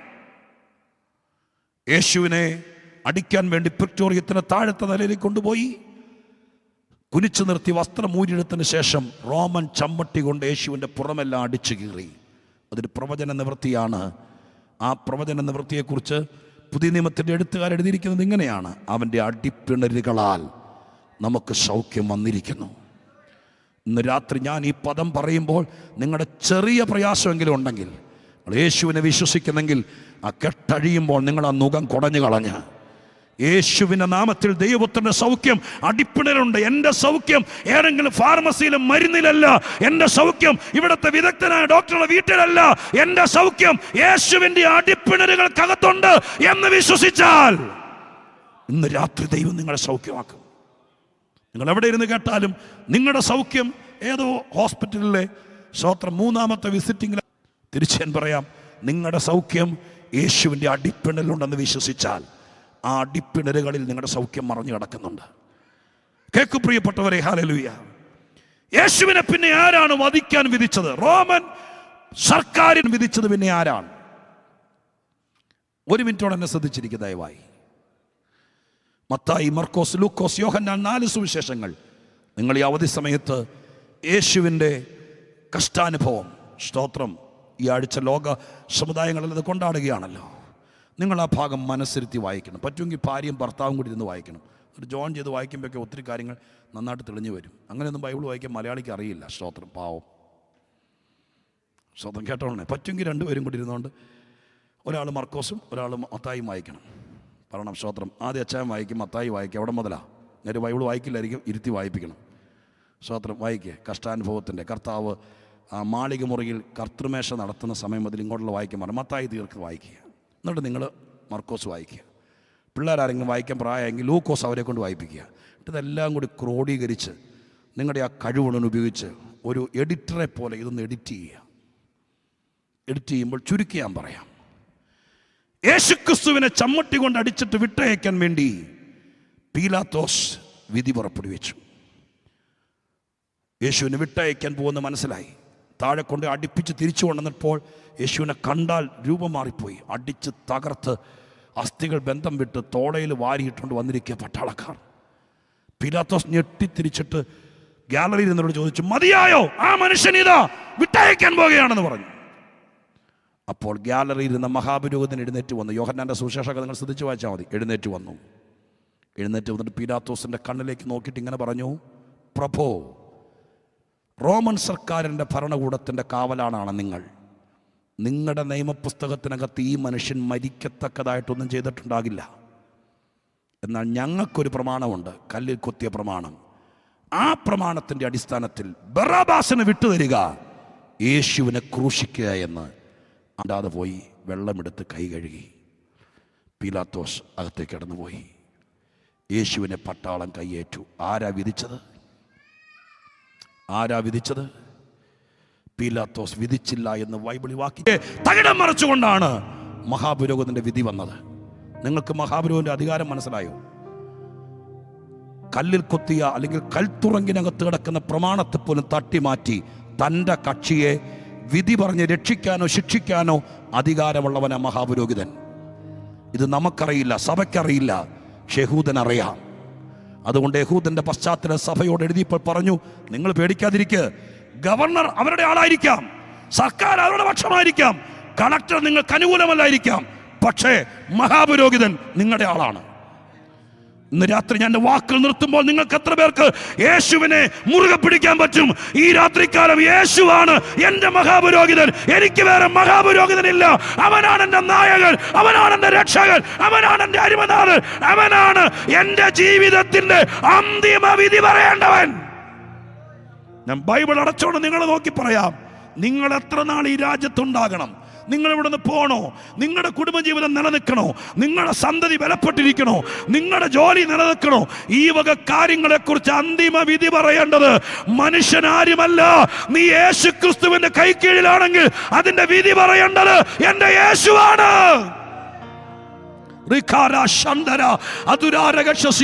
ഒരു മിനിറ്റ് എല്ലാവരും എഴുന്നേറ്റ് നിൽക്കുക.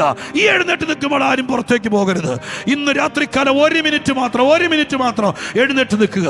കൊയറൊരു പാട്ടിന് തയ്യാറാകുകയാണ്. ഈ സമയത്ത് ഇന്ന് രാത്രിക്കാലം ഈ ദൂത് ശാന്തമായി കേട്ട ദൈവമക്കൾ ഇനി മൗനമായിരിക്കരുത്. ഞാൻ നിങ്ങളോട് പറയുന്നു, നിങ്ങൾക്കുള്ള വിധി തയ്യാറായിക്കൊണ്ടിരിക്കുക. ഹല്ലേലൂയ. നിങ്ങൾക്കുള്ള വിധി തയ്യാറായിക്കൊണ്ടിരിക്കുക. സ്തോത്ര ഹല്ലേലൂയ. സ്വർഗത്തിൽ ആരാണ് വിധി പറയുന്നത്? പിശാചല്ല, ഇവിടുത്തെ ഡോക്ടറല്ല, ഇവിടുത്തെ സർക്കാരല്ല, മന്ത്രവാദിയല്ല, ആഭിചാരകനല്ല, ശകുനവാദിയല്ല, അടുത്ത വീട്ടിലെ ശത്രുവല്ല. നിന്റെ വിധി പറയുന്നത് എന്റെ യേശുവാണ്. എത്ര പേർ ഈ രാത്രിക്കാലം ആത്മനിറവോടെ അത് സ്വീകരിക്കാൻ തയ്യാറാകും? അത് ഈ രാത്രിക്കാലം സ്തോത്രം പറ. നിന്റെ സന്തതിയെ കുറിച്ച്, നിന്റെ ശുശ്രൂഷയെ കുറിച്ച്, നിന്റെ ജീവിതത്തെ കുറിച്ച്, നിന്റെ ഭാവിയെ കുറിച്ച് വിധി പറയേണ്ടത് മനുഷ്യനല്ല. അകരം തുറന്ന് പറ, വൈദ്യരല്ല, ഡോക്ടറല്ല, സ്കാനിംഗ് മെഷീൻ അല്ല, ലാബോറട്ടറി അല്ല.